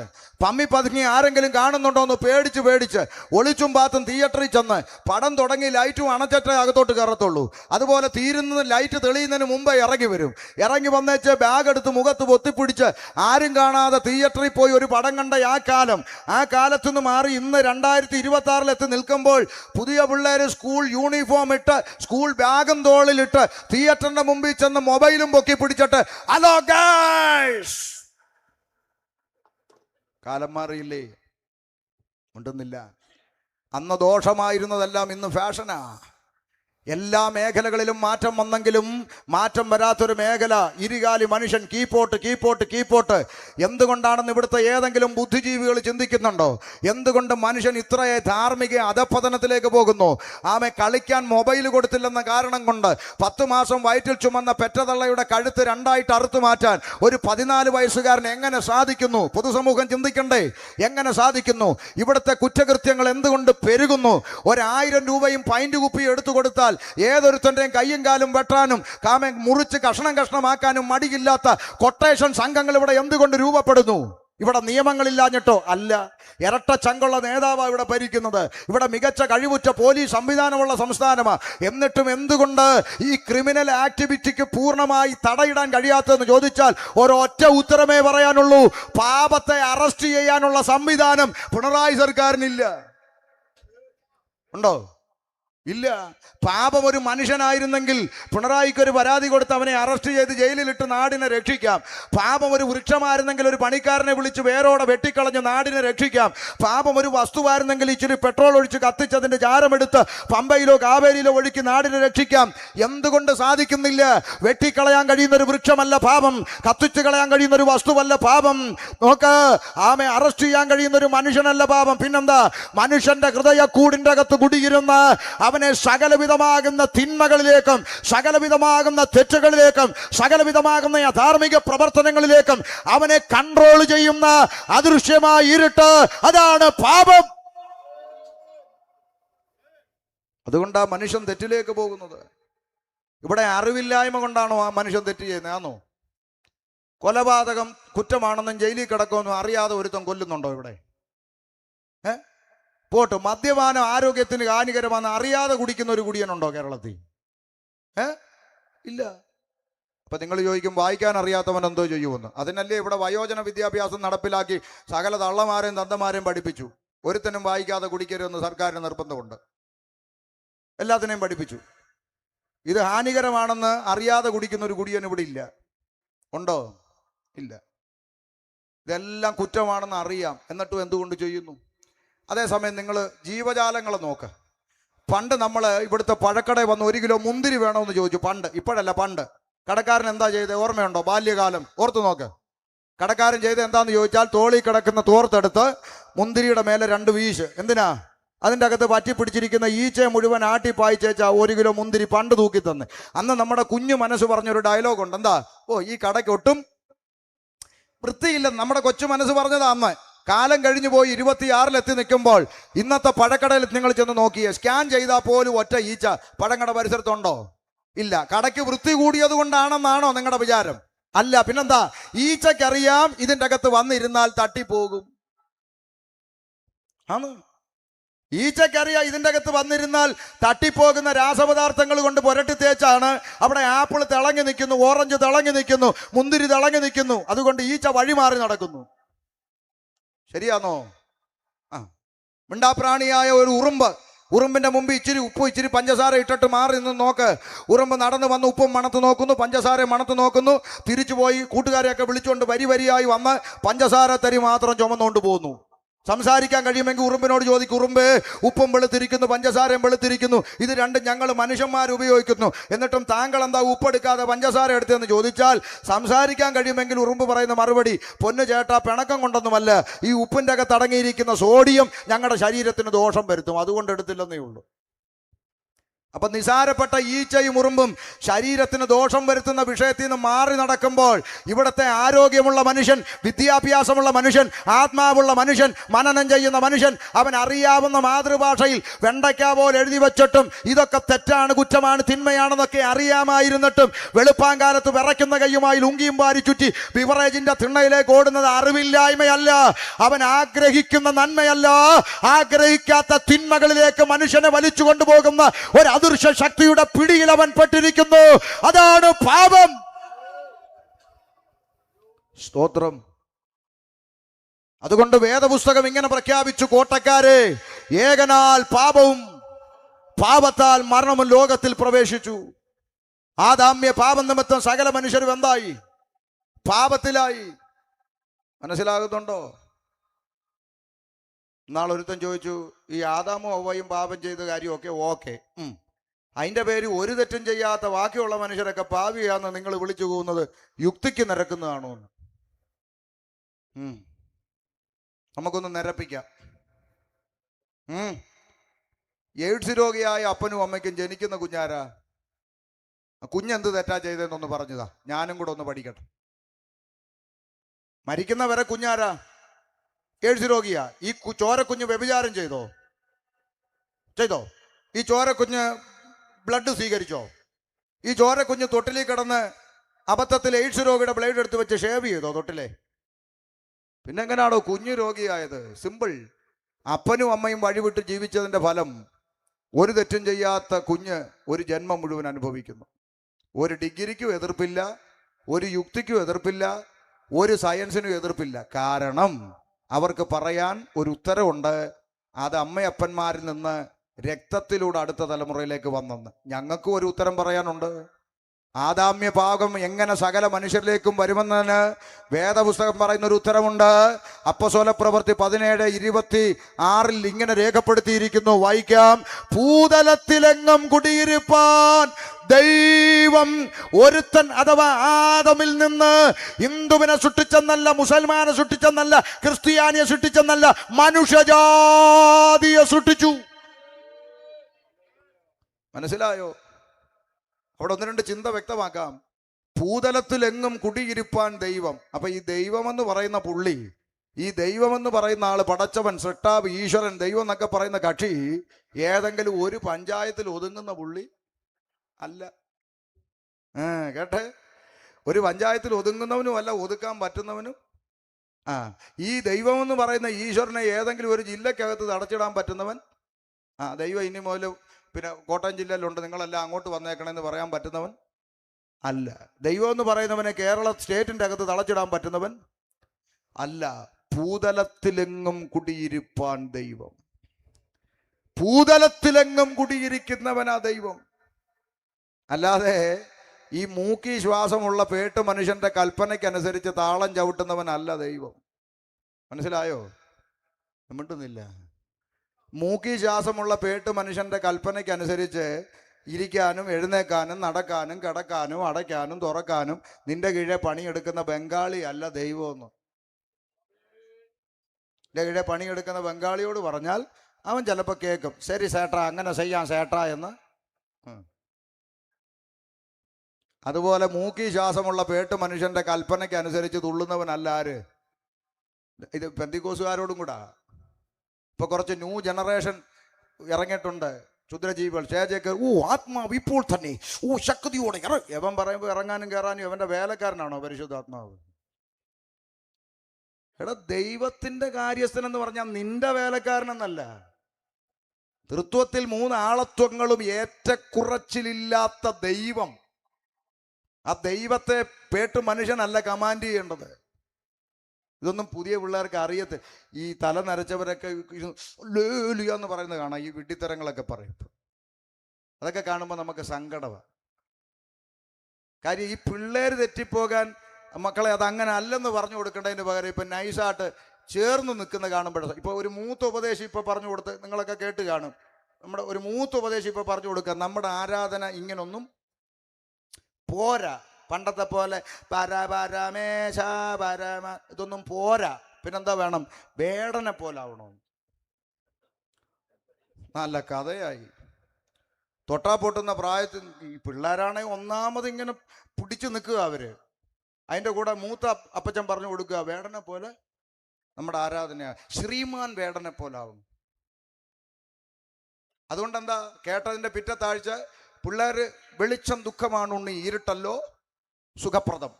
വെളിച്ചമെല്ലാം അണച്ചു, ഇരുട്ടത്ത് ലൈറ്റ് ബ്ലിങ്കി അടിച്ച്, പിന്നെ DJ ഹൃദയമൊക്കെ അങ്ങോട്ട് ഇട്ട്, പിന്നെ തുള്ളൽ തുടങ്ങി. പിന്നെ വേടൻ്റെ പാട്ട് പാടാൻ പറ്റത്തില്ല, വരി പ്രശ്നമുണ്ട്. കടലമ്മ കരഞ്ഞല്ലേ, അത് നമുക്ക് പാടാൻ പറ്റത്തില്ല. അപ്പം പിള്ളേർ അതിന് വഴിയുണ്ട്, നമുക്ക് വരി അങ്ങ് മാറ്റിയാൽ മതി. അപ്പോൾ പിന്നെ വരി മാറ്റാം. മറിയാമ്മ കരഞ്ഞല്ലേ പെറ്റത്, ഉണ്ണീശോയെ അവളല്ലേ പെറ്റത്. വരും വരും വരും വരും വരും വെയിറ്റ് ചെയ്തിരി വരും. ഇനി എന്തെല്ലാം കണ്ട് ഇവിടുന്ന് പോകാൻ നോക്കും. ഞാനൊരു കാര്യം പറയാം. ഒരു കാലത്ത് ഈ പുസ്തകം നിമിത്തം രക്തബന്ധങ്ങൾ തള്ളിക്കളഞ്ഞിട്ട്, ന്യായമായി കിട്ടേണ്ടെന്ന ഓഹരി പോലും തരത്തില്ലെന്ന് പറഞ്ഞിട്ട്, ഇട്ടിരിക്കുന്ന വേഷമൊന്നും മാറിയിടാൻ പോലും ഇല്ലാതെ കുഞ്ഞുങ്ങളെയും കൈക്ക് പിടിച്ച് ഈ തിരുവല്ല ബസ് സ്റ്റാൻഡിൽ വന്ന് തെക്കോട്ട് പോകണോ വടക്കോട്ട് പോകണോ എന്ന് അറിയാതെ നിന്നിടത്ത് നിന്ന് ഒരു കൂട്ടം പിതാക്കന്മാർ അവർക്കുണ്ടായിരുന്നതും കിട്ടാൻ സാധ്യത ഉണ്ടായിരുന്നതുമെല്ലാം ചപ്പെന്നും ചവറെന്നും കണ്ട് വലിച്ചെറിഞ്ഞിട്ട് ഈ പുസ്തകത്തിന് വേണ്ടി, നിത്യതയ്ക്ക് വേണ്ടി രക്തം വില കൊടുത്ത് ഇറങ്ങിയതിൻ്റെ പിന്നിൽ ലഭിച്ച നന്മയാ ഇന്ന് നമ്മൾ സന്തോഷത്തോടെ ഇവിടെ ഇരുന്ന് കൊട്ടുന്നത് മറക്കരുത്. ഇതൊന്നും പറയാനുള്ള പാരമ്പര്യം എനിക്കില്ലെന്ന് എനിക്കറിയാം. പക്ഷെ എഴുതി വെച്ചതും അനുഭവിച്ചതുമായിട്ടുള്ളവരോട് ചോദിച്ചാൽ അവർ പറയും. അന്ന് ഇറങ്ങി തിരിച്ച ആ പിതാക്കന്മാരോട് ഇന്ന് സ്വർഗത്തിലെ ദൈവം സോറി പറയുമെന്ന് നിങ്ങൾ വിചാരിക്കുന്നുണ്ടോ? ഇന്ന് ഈ കാണുന്നതാണ് ശരിയെങ്കിൽ അവരോട് ദൈവം സോറി പറയണ്ടേ അച്ഛാ? കേട്ടോ, ഇതിനൊന്നും വളം വെച്ചു കൊടുക്കരുത്. സ്തോത്രം. അന്നത്തെ പിതാക്കന്മാർ വലിച്ചെറിഞ്ഞത് പുതിയ തലമുറ കുനിഞ്ഞു പറക്കുക എന്നുള്ളതിന്റെ പേരൊക്കെ മാറ്റി, ഇപ്പം പേരൊന്ന് മാറ്റി പ്രാപിച്ചു. അപ്പൊ എളുപ്പമായി. ഇതൊന്നുമല്ല കേട്ടോ. അതുകൊണ്ട് മനസ്സിലാക്കിക്കോണം, ദൈവമെന്ന് പറഞ്ഞാൽ മനുഷ്യന്റെ താളത്തിനനുസരിച്ച് തുള്ളുന്നതല്ല. ആമേ, പിള്ളേരുകളി അല്ല ശുശ്രൂഷ. കൊച്ചുങ്ങളെ പഠിക്കാൻ പെടേണ്ട സമയത്ത് പഠിക്കാൻ പെടണം. മനസ്സിലായോ? ഇത് ശുശ്രൂഷ ഗൗരവമുള്ളതാ. പഠിക്കാൻ പെടേണ്ട സമയത്ത് പഠിക്കാൻ പെടണം. എന്നിട്ട് പ്രാർത്ഥിക്കണം, കർത്താവെ കുഞ്ഞുങ്ങളെ വേലയ്ക്ക് വിളിക്കണം, പ്രാർത്ഥിക്കണം. അവർ പഠിച്ച് നല്ല പൊസിഷനിൽ എത്തിയിട്ട് കർത്താവ് അവരെ വേലയ്ക്ക് വിളിച്ചാൽ പ്രാർത്ഥിച്ച് കുഞ്ഞുങ്ങളെ വേലയ്ക്ക് ഇറക്കണം. ഇവിടെ അത്ഭുത ബാലനും അത്ഭുത ബാലികമാരെയും കൊണ്ട് തോറ്റു. മനസ്സിലായോ? പിള്ളേർ കളിയാ ഇപ്പൊ സ്റ്റേജ്. തൊണ്ടക്കകത്ത് മാക്രി വെച്ച പോലെ പേട്ട് പിള്ളേർ കിടന്നിട്ട് അപ്പച്ചന്മാരോട് നിന്നോട് ദൈവാത്മാവ്. പിള്ളേർ കളിയാ. ഇപ്പൊ കൊച്ചുങ്ങളെ അച്ഛാ ഇതൊക്കെ കാണുമ്പോൾ കൊച്ചുങ്ങളെ വൈറലാക്കാൻ ബൈബിൾ എടുത്ത് കൊച്ചിൻ്റെ കൊടുത്ത് മൊബൈലും കൊണ്ട് നിൽക്കുക അമ്മ. പ്രസംഗിക്കും മോനെ, കാണാതെ പഠിപ്പിച്ചേച്ച് ഇവനെ വൈറലാക്കാൻ. നിന്നെ ദൈവം വൈറലാക്കും. ഞാൻ അത്ര ഇപ്പൊ പറയുന്നുള്ളൂ. ശ്രദ്ധിച്ചോ, ഇത് കുഞ്ഞുകളിയല്ല, ഇത് ദഹിപ്പിക്കുന്ന അഗ്നി കൂടിയാ. സ്തോത്രം. അപ്പൊ നോക്ക്, ദൈവത്തെ കുറിച്ച് പറയുന്നത് ഭൂതലത്തിലെങ്ങും കുടിയിരിപ്പാൻ. അപ്പൊ ദൈവം എന്ന് പറയുന്ന സൃഷ്ടാവ്, പടച്ചവൻ, ഈശ്വരൻ, ദൈവം ഭൂതലത്തിലെങ്ങും കുടിയിരിക്കുന്നവൻ. ഇനി എവിടാ കുടിയിരിക്കുന്നതെന്ന് അതൊന്ന് പറഞ്ഞു എന്നാലല്ലേ ഞങ്ങൾക്ക് പോയി കാണാൻ പറ്റത്തുള്ളൂ. എവിടാ കുടിയിരിക്കുന്നതെന്ന് അതിന്റെ 24-ാം വാക്യത്തിൽ ഇങ്ങനെ എഴുതിയിരിക്കുന്നു. 17-24 ലോകവും അതിലുള്ളതൊക്കെയും ഉണ്ടാക്കിയ ദൈവം സ്വർഗത്തിനും ഭൂമിക്കും നാഥനാകൊണ്ട് മനുഷ്യന്റെ കൈപ്പണിയായ കെട്ടിടങ്ങളിലൊന്നും ദൈവം വസിക്കുന്നില്ല. മനുഷ്യന്റെ കൈപ്പണിയായ കെട്ടിടങ്ങളിലൊന്നും ദൈവം വസിക്കുന്നില്ല. ആമേൻ. കെട്ടിടത്തിന്റെ അകത്ത് ദൈവം കുടിയിരിക്കുന്നെങ്കിൽ ഭൂമി കുലുക്കം ഉണ്ടായി കെട്ടിടം പൊളിഞ്ഞു വീണാലോ വിശ്വാസിയെല്ലാം കൂടെ വെളിയിൽ ഇറങ്ങി നിന്നാലും എൻ്റെ ദൈവത്തിന് ഈ ഗതി എന്ന് പറയേണ്ടി വരത്തില്ലേ? കെട്ടിടത്തിന്റെ അകത്ത് ദൈവം വസിക്കുന്നില്ല. വേണ്ട, അത് മനസ്സിലാക്കാൻ വേണ്ടി ഒരു ചെറിയ ഒരു ഉദാഹരണം നിങ്ങളോട് പറയാം. 2018 ഈ പ്രളയം വന്നോ വേഗം പറ. വന്നു. പാരമ്പര്യം പറയുന്ന ക്രിസ്ത്യാനിയുടെ വീട്ടിലിരിക്കുന്ന യേശുവും ഗീവർഗീസും ഉൾപ്പെടെ ഒഴുകിപ്പോയോ പറ? ഒഴുകിപ്പോയി. ചാക്കോച്ചൻ വെളിയിലിറങ്ങി നോക്കിയപ്പോൾ യേശു തെക്കോട്ടും വർഗീസ് വടക്കോട്ടും ഒഴുകുന്നു. മേപ്പോട്ട് നോക്കിയപ്പോൾ രക്ഷിക്കാൻ ആര് വരുന്നു? ഹെലികോപ്റ്റർ വരുന്നു. ചാക്കോച്ചൻ ഒറ്റ നിലവിളി വിളിച്ചു. സത്യസന്ധമായി, കള്ളം പറയരുത്, സത്യം പറയണം. ചാക്കോച്ചൻ ഒറ്റ വിളി വിളിച്ചു. എന്താ വിളിച്ചത്? ഹെലികോപ്റ്ററെ ഒന്ന് വേഗം വന്ന് എന്നെ ഒന്ന് രക്ഷിക്കുന്നതാണോ വർഗീസിനെ രക്ഷിക്കുന്നതാണോ? സത്യം പറ, കള്ളം പറയരുത്. എന്നെ രക്ഷിക്കണമെന്നേ വിളിക്കൂ. മനുഷ്യൻ അങ്ങനെ എന്നെ രക്ഷിക്കണമെന്ന് വിളിച്ചു. ചാക്കോച്ചനെ ഹെലികോപ്റ്റർ വന്ന് തൂക്കിയെടുത്ത് ദുരിതാശ്വാസ ക്യാമ്പിൽ കൊണ്ടുപോയി രക്ഷിച്ചു. 2 ദിവസം കഴിഞ്ഞ് വെള്ളമൊക്കെ ഇറങ്ങി അവൻ ചാക്കോച്ചൻ തിരിച്ച് വീട്ടിൽ വന്ന് നോക്കിയപ്പോൾ ഇല്ല, ഒഴുകിപ്പോയ വർഗീസ് അവിടെ ചെളി പിടിച്ച് കിടക്കുന്നു. പുള്ളി ഓടിച്ചെന്ന് അതിനെ തുടച്ചെടുത്ത് ഷോക്കേഴ്സിൽ കൊണ്ട് വെച്ചേച്ച് അതിനോട് പറയുക എന്നെ രക്ഷിക്കണേന്ന്. ഇവൻ എന്ന് നേരം വെളുക്കുമെന്ന് നിങ്ങൾ വീട്ടിൽ പോയി ആലോചിക്കും. മനസ്സിലായോ? ദൈവത്തെ അറിയാൻ വലിയ തലച്ചോറൊന്നും വേണ്ടടോ, മിനിമം കോമൺ സെൻസ് മതി. മനസ്സിലാകുന്നുണ്ടോ?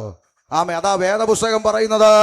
ആമേ, ലോകവും അതിലുള്ളതൊക്കെയും ഉണ്ടാക്കിയ ദൈവം സ്വർഗത്തിനും ഭൂമിക്കും നാഥനാകൊണ്ട് മനുഷ്യന്റെ കൈപ്പണിയായ കെട്ടിടങ്ങളിലൊന്നും ദൈവം വസിക്കുന്നില്ല.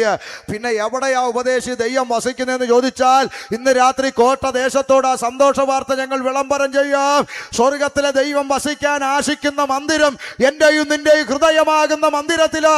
അതുകൊണ്ട് ഇന്ന് രാത്രി ദൈവത്തിനായി തുറക്കപ്പെടേണ്ടത് കെട്ടിടത്തിന്റെ വാതിലുകളല്ല. ഇന്ന് രാത്രി നിന്റെ ഹൃദയത്തിന്റെ വാതിൽ ദൈവത്തിനായി തുറക്കുമോ? ഹൃദയത്തിന്റെ വാതിൽ തുറക്കണം. എന്തിന്? ആ വാക്യം ഒന്നുകൂടെ ചിന്തിക്കാം. ഭൂതലത്തിലെങ്ങും കുടിയിരിപ്പാൻ ദൈവം ഒരുത്തനിൽ നിന്ന് മനുഷ്യജാതി ഉളവാക്കി. അർത്ഥാൽ ദൈവം കുടിയിരിക്കുന്നത് മനുഷ്യന്റെ ഹൃദയത്തിൽ. അങ്ങനെങ്കിൽ ഭൂതലത്തിലെങ്ങും ദൈവം കുടിയിരിക്കണമെങ്കിൽ ഭൂതലത്തിലെങ്ങും ആര് വേണം? മനുഷ്യൻ വേണം. അതുകൊണ്ട് ഒരുത്തനിൽ നിന്ന്, ആദമിൽ നിന്ന് മനുഷ്യജാതിയെ സൃഷ്ടിച്ചു. മനസ്സിലായോ? അപ്പൊ ദൈവം കുടിയിരിപ്പാൻ ആശിച്ച ഹൃദയത്തിന്റെ അകത്ത് ആര് പ്രവേശിച്ചെന്ന റോമാലേഖനം പറഞ്ഞത്? പാപം പ്രവേശിച്ചു, ഇരുട്ട് പ്രവേശിച്ചു. ഇരുട്ടുള്ളിടത്ത് വെളിച്ചമില്ല, വെളിച്ചമുള്ളിടത്ത് ഇരുട്ടില്ല. അപ്പൊ പാപം മനുഷ്യന്റെ ഹൃദയത്തിന്റെ അകത്ത് കുടിയേറി സകല തിന്മകളിലേക്കും അവൻ വഴുതിപ്പോയി. അക്ഷയനായ ദൈവത്തിന്റെ തേജസ്സിനെ അവൻ ക്ഷയമുള്ള മനുഷ്യൻ, പക്ഷി, നാൽക്കാലി, ഇഴജാതി എന്നിവയുടെ രൂപസാദൃശ്യമായി മാറ്റി. കേട്ടെ, ദൈവത്തിന് കൊടുക്കേണ്ട മഹത്വം മനുഷ്യൻ പങ്കുവെച്ചെന്ന്. ആർക്കൊക്കെ? മനുഷ്യൻ, പക്ഷി, നാൽക്കാലി, ഒന്ന് ഓർത്തേ. സൃഷ്ടാവിന് കൊടുക്കേണ്ട മഹത്വം പങ്കുവെച്ചു. മനുഷ്യൻ ദൈവത്തിന് കൊടുക്കേണ്ട മഹത്വം ആർക്കൊക്കെ കൊടുത്തു? ഒന്ന്, മനുഷ്യന് മഹത്വം കൊടുത്തപ്പോൾ ഇവിടെ എന്തുണ്ടായി? ആൾ ദൈവങ്ങള് പിടികിട്ടിയോ? ഇപ്പൊ കേരളത്തിൽ ആൾ ദൈവങ്ങളെ തട്ടിയിട്ട് നടക്കാൻ മേല. ഓരോ ആഴ്ചയിലും ഓരോ പഞ്ചായത്തിൽ നിന്ന് ഓരോന്ന് വരിക ഇപ്പോൾ ആൾ ദൈവങ്ങൾ. ചില മാസങ്ങൾക്ക് മുമ്പ് ഞാനും പത്രത്തിൽ വായിച്ചു, കേരളത്തിൽ അറിയപ്പെടുന്ന ഒരാൾ ദൈവത്തിന് പനിയാ, എല്ലാവരും പ്രാർത്ഥിക്കണോ.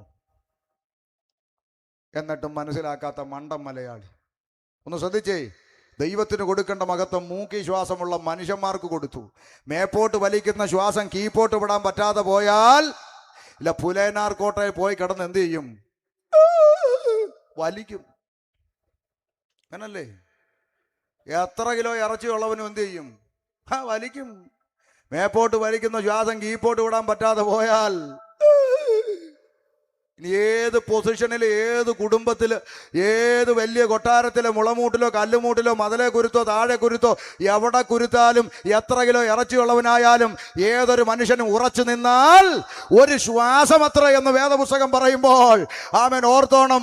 മൂക്കി ശ്വാസമുള്ള പേട്ടും മനുഷ്യന്മാര് ദൈവത്തിന് കൊടുക്കേണ്ട മഹത്വം മനുഷ്യന് പങ്കുവെച്ചെന്ന് വീണ്ടും പറയുന്നു. മനുഷ്യൻ, പിന്നെ പക്ഷി, പിന്നെ നാൽക്കാലി, പിന്നെ ഇടജാതി. ഇവിടെ പാരമ്പര്യം പറയുന്ന ക്രിസ്ത്യാനി പിന്നെ 4നെയും കൂടെ ഒന്നിച്ചു ചേർത്ത് ഒരു കണ്ണാടി കൂട്ടിലാക്കി ജംഗ്ഷനിൽ വെച്ച് മഹത്വം കൊടുക്കുക. മനസ്സിലായില്ല? നാൽക്കാലി കുതിര, ഇരുകാലി മേലെ, ഇടജാതി കീഴെ. അപ്പൊ പക്ഷിയോ? സൂക്ഷിച്ചു നോക്ക്, ഇടജാതിക്ക് 2 ചിറകുമുണ്ട്. തികഞ്ഞു, സകലതും നിവൃത്തിയായി. നിന്നെ ദൈവം പുഴുങ്ങുന്നൊരു ദിവസം ഉണ്ടടാ നരകത്തിൻ്റെ അകത്ത്. അതുകൊണ്ട് ഓർത്തോണം, സൃഷ്ടാവായ ദൈവത്തെ മനുഷ്യൻ മറന്നെന്ന്. പാപമെന്ന് പറയുന്ന ഇരുട്ടകത്ത് കയറി മനുഷ്യൻ സൃഷ്ടാവിൽ നിന്ന് അകന്നുപോയി. സൃഷ്ടിക്ക് മഹത്വം കൊടുത്ത മനുഷ്യൻ പാപത്തിൽ നിന്ന് പാപത്തിന്റെ പടുകുഴിയിലേക്ക് ഉരുണ്ടുപോയപ്പോൾ പാപത്തിൽ നിന്നൊരു മോക്ഷം തേടി മനുഷ്യൻ ഈശ്വരന്മാരോട് നിലവിളിക്കാൻ തുടങ്ങി. പാപത്തിൽ നിന്ന് മോക്ഷം തേടി നേർച്ച കാഴ്ചകൾ, തീർത്ഥയാത്രകൾ, പുണ്യകർമ്മക്രിയാദികളെല്ലാം ചെയ്തു നോക്കി കിട്ടിയില്ല. മനുഷ്യന്റെ പ്രാർത്ഥനയ്ക്ക് മറുപടി ലഭിക്കേണ്ടതിനായി അവൻ ഈശ്വരന്മാരോട് നിലവിളിച്ചു. ഒരു മോക്ഷം തേടിയുള്ള മനുഷ്യന്റെ നിലവിളി പ്രാർത്ഥനാ സൂക്തങ്ങളായി പുരാണങ്ങളിൽ കുറിക്കപ്പെട്ടു. അസതോമാം സദ്ഗമയ എന്നും തമസോമാം ജ്യോതിർഗമയ എന്നും മൃത്യോമാം അമൃതംഗമയ എന്നും മനുഷ്യൻ കുറിച്ചിട്ടു. എന്തിന്? ആ സത്തിൽ നിന്ന് സത്തിലേക്ക് നയിക്കൂ ഭഗവനെന്നും, ഇരുട്ടിൽ നിന്ന് വെളിച്ചത്തിലേക്ക് നയിക്കൂ ഭഗവനെന്നും, മരണത്തിൽ നിന്ന് ജീവനിലേക്ക് നയിക്കൂ ഭഗവനെന്നും നിലവിളിച്ച നിലവിളികൾ ഹൈന്ദവ സഹോദരങ്ങളോട് ചോദിച്ചാൽ അവരുടെ പുരാണങ്ങളിൽ കുറിക്കപ്പെട്ടു. ഇസ്ലാമിക സഹോദരങ്ങളോട് ചോദിച്ചാൽ അവർ പറയും ഖുർആന് സമീപമായി അവർ സ്നേഹിക്കുന്ന ഒന്നാണ് സ്വഹീഹായ ഹദീസുകൾ എന്ന് പറഞ്ഞാൽ പ്രവാചക ദിനചര്യകൾ എന്നർത്ഥം വരുന്ന ഹദീസുകളിൽ ഇമാം മുസ്ലിം രേഖപ്പെടുത്തിയിരിക്കുന്നു. ആമേൻ, ദിവസത്തിൽ 100 പ്രാവശ്യമെങ്കിലും ഞാൻ പശ്ചാത്തപിച്ച് റബ്ബിങ്കലേക്ക് മടങ്ങുന്നു.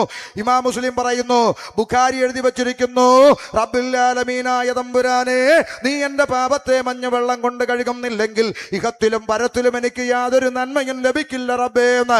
ക്രിസ്ത്യാനിയോട് ചോദിച്ചാൽ അവൻ പറയും, പൗലോസ് ശ്ലീഹ പറഞ്ഞു, അയ്യോ ഞാൻ അരിഷ്ട മനുഷ്യൻ, പാപത്തിനടിമയായ ശരീരത്തിൽ നിന്ന് എന്നെ ആര് വിടുവിക്കും? സകല വേദങ്ങളും ഒന്നിച്ചൊരുപോലെ പറഞ്ഞു, അതേ മനുഷ്യൻ പാപിയാണ്, അവന് പാപത്തിൽ നിന്നൊരു മോക്ഷം ആവശ്യമാണ്. പാപത്തിൽ നിന്നൊരു മോക്ഷം തേടി മനുഷ്യന്റെ നിലവിളികൾ ഉയർന്നു കിട്ടിയില്ല, നേർച്ച കാഴ്ചകൾ നടത്തി കിട്ടിയില്ല, തീർത്ഥയാത്രകൾ നടത്തി കിട്ടിയില്ല, പുണ്യകർമ്മക്രിയാദികളെല്ലാം നടത്തി നോക്കി കിട്ടിയില്ല. എന്തിനധികം പറയുന്ന മോക്ഷം തേടി, ഈശ്വര കടാക്ഷം തേടി ഈ തൊട്ടടുത്ത പത്തനംതിട്ട ഇളംതൂരിൽ ഒരു പച്ച മനുഷ്യനെ വെട്ടിനുറുക്കി നരബലി നടത്തി നോക്കി. കിട്ടിയോ മോക്ഷം? പറ, കിട്ടിയോ? ഇല്ല, അകത്ത് കിടന്ന് ഉണ്ട തിന്നുന്നു.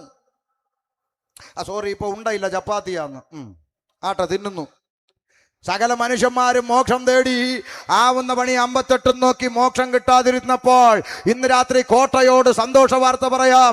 സകല മനുഷ്യന്റെയും നിലവിളിക്ക് മറുപടിയായി ഇന്നേക്ക് 2000 വർഷങ്ങൾക്കപ്പുറത്ത് സാക്ഷാൽ ദൈവം വേഷത്തിൽ മനുഷ്യനായി ലോകത്തിലേക്ക് ഇറങ്ങി വന്ന് പാലസ്തീന്റെ പച്ചമണ്ണിൽ കാലമർത്തി ചവിട്ടിക്കൊണ്ട് ലോകത്തോട് വിളംബരം ചെയ്തു, അതെ ഞാൻ ലോകത്തിന്റെ വെളിച്ചമാകുന്നു, എന്നിൽ വസിക്കുന്നവരാരും ഇരുളിൽ നടക്കുകയില്ല. ഇന്ന് രാത്രി കോട്ടദേശമേ, ഞാൻ ലോകത്തിന്റെ വെളിച്ചമാണെന്ന അവകാശത്തോടെ അധികാരത്തോടെ ലോകത്തോട് പ്രസ്താവിച്ച ലോകം കണ്ട ഒരേ ഒരു പ്രസംഗകൻ, ലോകം കണ്ട ഒരേ ഒരു പ്രവാചകൻ, ലോകം കണ്ട ഒരേ ഒരു മഹാഗുരു, ലോകം കണ്ട ഒരേ ഒരു ദൈവം, അവനത്രയും ഇന്ന് രാത്രിയിൽ ഷമീർ അബ്ദുൽ സലാം പ്രസംഗിക്കുന്ന നസ്രത്തുകാരനായ യേശു ക്രിസ്തു. അതുകൊണ്ട് ഇന്ന് രാത്രി ഞങ്ങൾ ദേശത്തോട് ആവേശത്തോടെ വിളംബരം ചെയ്യുന്നു, മറ്റൊരുത്തനിലും രക്ഷയില്ല, മറ്റൊരുത്തനിലും രക്ഷയില്ല.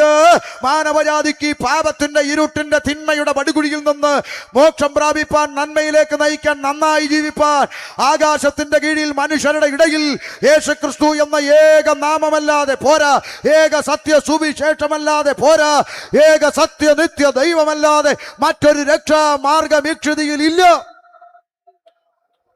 അതാണ് സുവിശേഷം. അവനാണ് ജീവനുള്ള ദൈവം. മറ്റൊരുത്തനിലും, ഒരു വരി എന്റെ വക ഇരിക്കട്ടെ, മറ്റൊരുത്തിയിലും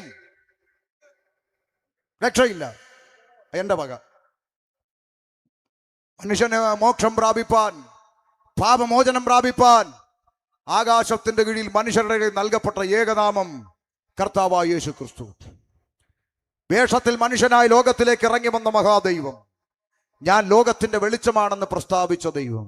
വെളിച്ചം എവിടെയുണ്ടോ അവിടെ നിന്ന് ഇരുട്ട് വഴിമാറുന്നത് പോലെ ഇന്ന് രാത്രി പാപത്തിന്റെ പടുകുഴിയിൽ പെട്ടുപോയ മനുഷ്യൻ, പാപം ഹൃദയക്കൂടിൻ്റെ അകത്ത് കുടിയിരുന്ന തിന്മകളിലേക്ക് കൺട്രോൾ ചെയ്യപ്പെട്ടുകൊണ്ടിരിക്കുന്ന മനുഷ്യൻ ഇന്ന് രാത്രി ഇരിക്കുന്ന ഇരിപ്പി, നിൽക്കുന്ന നിപ്പിലിരുന്നു കൊണ്ട് ഒരു നാണയത്തൊട്ട് കൊടുക്കാതെ, ഒരു കിലോമീറ്റർ നടക്കാതെ, ഒരു മെഴുകുതിരി കത്തിക്കാതെ ഹൃദയത്തിന്റെ വാതിൽ, നിന്റെ ഹൃദയത്തിന്റെ വാതിൽ, ആ ഹൃദയമാകുന്ന മന്ദിരം ഇന്ന് രാത്രി ലോകത്തിന്റെ വെളിച്ചമായ യേശുക്രിസ്തുവിന് വേണ്ടി തുറക്കപ്പെട്ടാൽ ഒരു നാണയത്തൊട്ട് ചെലവില്ലാതെ ഇന്ന് രാത്രി യേശു നിന്റെ ഹൃദയത്തിന്റെ അകത്ത് വാസം ചെയ്യും.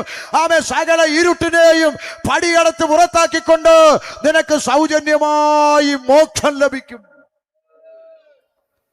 അതാണ് സുവിശേഷം. അതുകൊണ്ടാണ് അപ്പോസ്തലന്മാർ പറഞ്ഞത്, നിങ്ങൾ ഈ വ്യർത്ഥകാര്യങ്ങളെ വിട്ടിട്ട് ആകാശവും ഭൂമിയും സമുദ്രവും അവയിലുള്ള സകലത്തെ ഉണ്ടാക്കിയ ജീവനുള്ള ദൈവത്തിങ്കലേക്ക് തിരിയണം, അഥവാ യേശു ക്രിസ്തുവിങ്കലേക്ക് തിരിയണം. അവിടുന്നാണ് ജീവനുള്ള ദൈവം.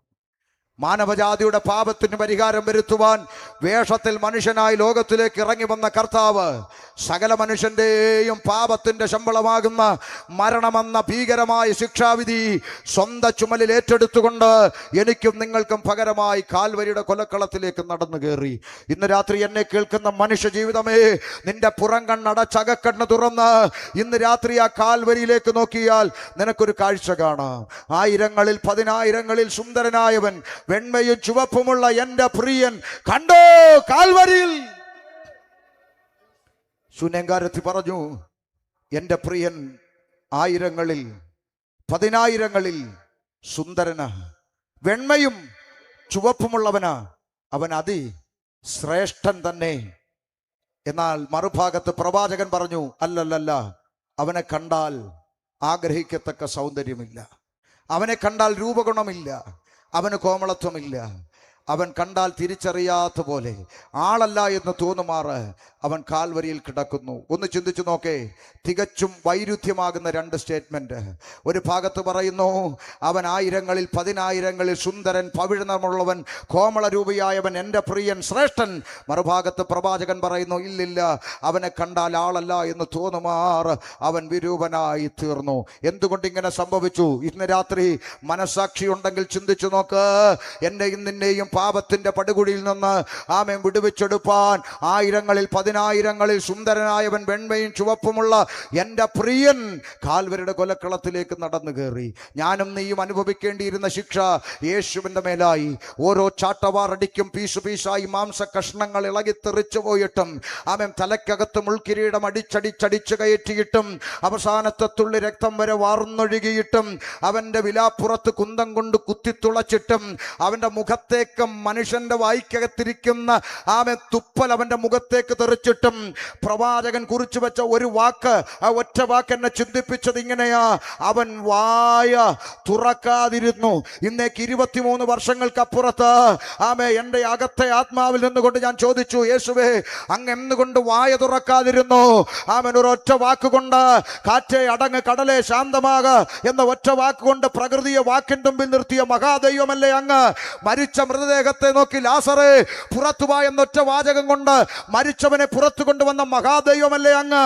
അങ്ങൊരു വാക്ക് കൽപ്പിച്ചാൽ ഈ റോമാ സാമ്രാജ്യത്തെ മുഴുവൻ കത്തിച്ച് ചാമ്പലാക്കിയിട്ട് ഒരു സൂപ്പർ ഹീറോയെ പോലെ ക്രൂശിൽ നിന്നിറങ്ങി വരാൻ അങ്ങേക്ക് കഴിയുമായിരുന്നല്ലോ. എന്നിട്ടും എന്തുകൊണ്ട് അങ്ങ് വായ തുറക്കാതിരുന്നു എന്ന ചോദ്യത്തിന് 23 വർഷങ്ങൾക്കപ്പുറത്ത് പരിശുദ്ധാത്മാവ് എനിക്ക് ഉത്തരം തന്നു. ഷമീറേ, അത് നിനക്ക് വേണ്ടിയാണ്. ഇന്ന് രാത്രി സഹോദരി, അത് നിനക്ക് വേണ്ടിയാണ്. ഇന്ന് രാത്രി സഹോദര, അത് നിനക്ക് വേണ്ടിയാണ്. ഇന്ന് രാത്രി കോട്ടദേശമേ, അത് നിനക്ക് വേണ്ടിയാണ്. എന്നെയും നിന്നെയും നരകത്തിന്റെ പടുകുഴിയിൽ നിന്ന് രക്ഷിച്ചെടുപ്പാൻ എന്റെ കർത്താവ് എനിക്കും നിനക്കും പകരം കാൽവരിയുടെ കൊലക്കളത്തിൽ യാഗമായി. അരിമത്യക്കാരനായ യോസേഫിന്റെ കല്ലറയ്ക്കൽ എൻ്റെ കർത്താവിൻ്റെ ഭൗതിക ശരീരം അടക്കം ചെയ്യപ്പെട്ടു. ഇന്ന് രാത്രി കോട്ടദേശത്തോട് പറയാം, 3 ആണി കൊണ്ട് അരിമത്യക്കാരനായ യോസേഫിൻ്റെ കല്ലറ കൊണ്ട് എൻ്റെ യേശു അവസാനിച്ചിരുന്നെങ്കിൽ 3 ആണി കൊണ്ട് അവസാനിച്ചൊരു യേശുവിനെ പ്രസംഗിക്കാൻ ഷമീർ ഇവിടെ വരത്തില്ല. 3 ആണി കൊണ്ട് അവസാനിച്ച യേശുവിന് വേണ്ടി പാടാൻ ഇവിടെ ഒരു കൊയർ ടീമില്ല. 3 ആണി കൊണ്ട് അവസാനിച്ചവന് വേണ്ടി ഈ മുറ്റത്തൊരു കൺവെൻഷൻ പന്തൽ ഉയരത്തില്ല. പിന്നെ എന്തുകൊണ്ട് ഞങ്ങൾ പാടുന്നു? എന്തുകൊണ്ട് പ്രസംഗിക്കുന്നു? ഞങ്ങൾ പാടുന്നതും പ്രസംഗിക്കുന്നതും കുമ്പനാട്ടും എടത്തുവായിലും പരുമലയിലും കുരിശുമലയിലും അടഞ്ഞു കിടക്കുന്ന ഒരു കല്ലറവാദിക്കലല്ല, കണ്ണാടിക്കൂടിന്റെ മുമ്പിലല്ല, മറിച്ച് ഉലക മഹാന്മാർ അഖിലരും ഒരുപോൽ കല്ലറയ്ക്കകത്തൊടുങ്ങി ഒതുങ്ങി പോയപ്പോൾ ഇന്ന് രാത്രി ഞാൻ പ്രസംഗിക്കുന്ന യേശുക്രിസ്തു പാതാളത്തെ ജയിച്ചു, മരണത്തെ ജയിച്ചു, ലോകത്തെ ജയിച്ചു, പിശാചിനെ ജയിച്ചു. യേശുക്രിസ്തു ഉയർത്തെഴുന്നേറ്റു. ഹല്ലേലൂയ. ആ യേശുക്രിസ്തു ഇന്ന് രാത്രി 9:13 ജീവിക്കുന്നു എന്ന് വിശ്വസിക്കുന്നവർ ഇതിൻ്റെ അകത്തുണ്ടെങ്കിൽ കരമുയർത്തി ദൈവത്തെ സ്തുതിച്ചാൽ. അയ്യോ, എനിക്ക് എന്ത് സന്തോഷമാണെന്ന് നോക്കി. ഇവരെല്ലാം കൈവൊക്കി വെച്ചാൽ ഈ രാത്രി 9:13 യേശു ജീവിക്കുന്നു. സന്തോഷം, സന്തോഷം. കാരണം ഞങ്ങളുടെയൊക്കെ വീട്ടിൻ്റെ അടുത്ത് പല ക്രിസ്ത്യാനികളുടെയും വീട്ടിൽ യേശു ചത്തുകുത്തു ഭിത്തിയിലിരിക്കുക. സത്യമല്ലേ? ഞങ്ങളുടെ നാട്ടുകാരി അവിടെ ഇരിപ്പുണ്ട്, ബേബിക്കുട്ടി, ഞാൻ കണ്ടു. സ്തോത്രം. ചോദിച്ചാൽ മതി. അവിടെയൊക്കെ ഏരിയയിലൊക്കെ ഇഷ്ടംപോലെ ക്രിസ്ത്യാനികളാണ്. പക്ഷെ എല്ലാവരുടെയും വീട്ടിൽ യേശു ചത്തുകുത്തി ഭിത്തിയിൽ നിങ്ങളുടെ ആരുടെങ്കിലും വീട്ടിൽ നിങ്ങൾ ഇന്ന് രാത്രി കൺവെൻഷൻ കഴിഞ്ഞ് വീട്ടിൽ ചെല്ലുമ്പം നിങ്ങളുടെ മോനോ മോളോ കൊച്ചുമക്കളോ നിങ്ങളുടെ ഫോട്ടോ കൊടുത്തും ഭിത്തിയിൽ ആണി അടിച്ച് വെച്ച് മാല ഇട്ട് ചന്ദനത്തിരിയും കത്തിച്ച് വെച്ചേച്ച് അതിൻ്റെ മുമ്പിൽ ചെന്ന് പ്രിയപ്പെട്ട പപ്പായെ ഇന്ന് പകൽക്കാലം പപ്പായോട് ഞാൻ അറിയിക്കുന്നത്, ഇഷ്ടപ്പെടുവോ? ഭാര്യമാര് നിങ്ങളുടെ ഭർത്താവിൻ്റെ ഫോട്ടോ മക്കളെടുത്ത് മതിലേൽ ആണി അടിച്ച് വെച്ച് മാല ഇട്ട് വെച്ചാൽ നിങ്ങൾ കൊച്ചിന് ഉമ്മൻ കൊടുത്ത് ചേർത്ത് പിടിക്കുവോ അതോ വടിയെടുത്ത് ഓടിക്കുവോ? സൗകര്യമാര് മൗനം പാലിക്കുന്നുണ്ടിട്ട് ചത്താ മതിയെന്ന് ആണോ? അല്ല, പിന്നെന്ത് ചെയ്യും? വടിയെടുത്ത് ഓടിക്കും അല്ലേ? കാര്യം ജീവിച്ചിരിക്കുന്നവരെ ആരും മരിച്ചവനെ പോലെ ആക്കി വെക്കത്തില്ല. ഇന്ന് രാത്രി കാത് തുറന്ന് കേട്ടോ, കല്ലേറുകൊണ്ട് മരണത്തിലേക്ക് പോകാൻ തുനിഞ്ഞ സ്തേഫാനോസ് പരിശുദ്ധാത്മാവിന്റെ നിറവിൽ ഉയരത്തിലേക്കൊന്ന് നോക്കിയപ്പോൾ അതാ സ്വർഗം തുറന്നിരിക്കുന്നതും ദൈവത്തിന്റെ മഹത്വവും വലത്തുഭാഗത്തെ ഭിത്തിയേൽ യേശുവിന്റെ ഫോട്ടോയും കണ്ട നല്ലടോ ക്രിസ്ത്യാനി, സ്വർഗം തുറന്നിരിക്കുന്നതും ദൈവത്തിന്റെ മഹത്വവും വലത്തുഭാഗത്ത് മനുഷ്യപുത്രന് സദൃശനായവൻ ജീവനോടെ നിൽക്കുന്നതും കണ്ടു കണ്ടു കണ്ടു എന്ന് എഴുതിയിരിക്കുമ്പോൾ ജീവനുള്ളവനെ മരിച്ചവനെ പോലെ ആക്കി വെച്ചിരിക്കുന്ന ക്രിസ്ത്യാനിയെ നിനക്ക് അയ്യോ കഷ്ടം. സ്തോത്രം. യേശു ജീവിക്കുന്നു. അല്ല പാസ്റ്ററെ, ഞങ്ങൾ പിന്നെ മരിച്ചെന്നോർത്തല്ല അത് വെച്ചേക്കുന്നത്. പിന്നെ അല്ല, നമുക്ക് നോക്കി പ്രാർത്ഥിക്കാൻ ഒരു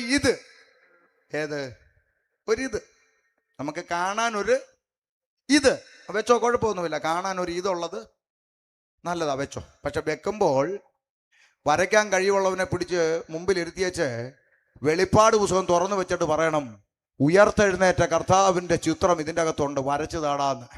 ആയിരങ്ങളിൽ പതിനായിരങ്ങളിൽ സുന്ദരനായവന്റെ രൂപം 7 പൊൻനിലവിളക്കുകളുടെ നടുവിൽ മാറത്ത് പൊൻകച്ച കെട്ടിയവനായി, വെള്ളോടിന് സദൃശ്യമുള്ള കാലുകൾ, അഗ്നിജ്വാല പോലെ തീക്കട്ട പോലെ തിളക്കുന്ന കണ്ണുകൾ, രാജമുടി ധരിച്ചവനായി, സൂര്യനേക്കാളും വെല്ലുന്ന തേജസ്സുള്ളവനായി, പെരുവെള്ളത്തിന്റെ ഇരച്ചിൽ പോലെ ശബ്ദം പുറപ്പെടുവിക്കുന്നവനായി, തേജോമയനായ ക്രിസ്തു.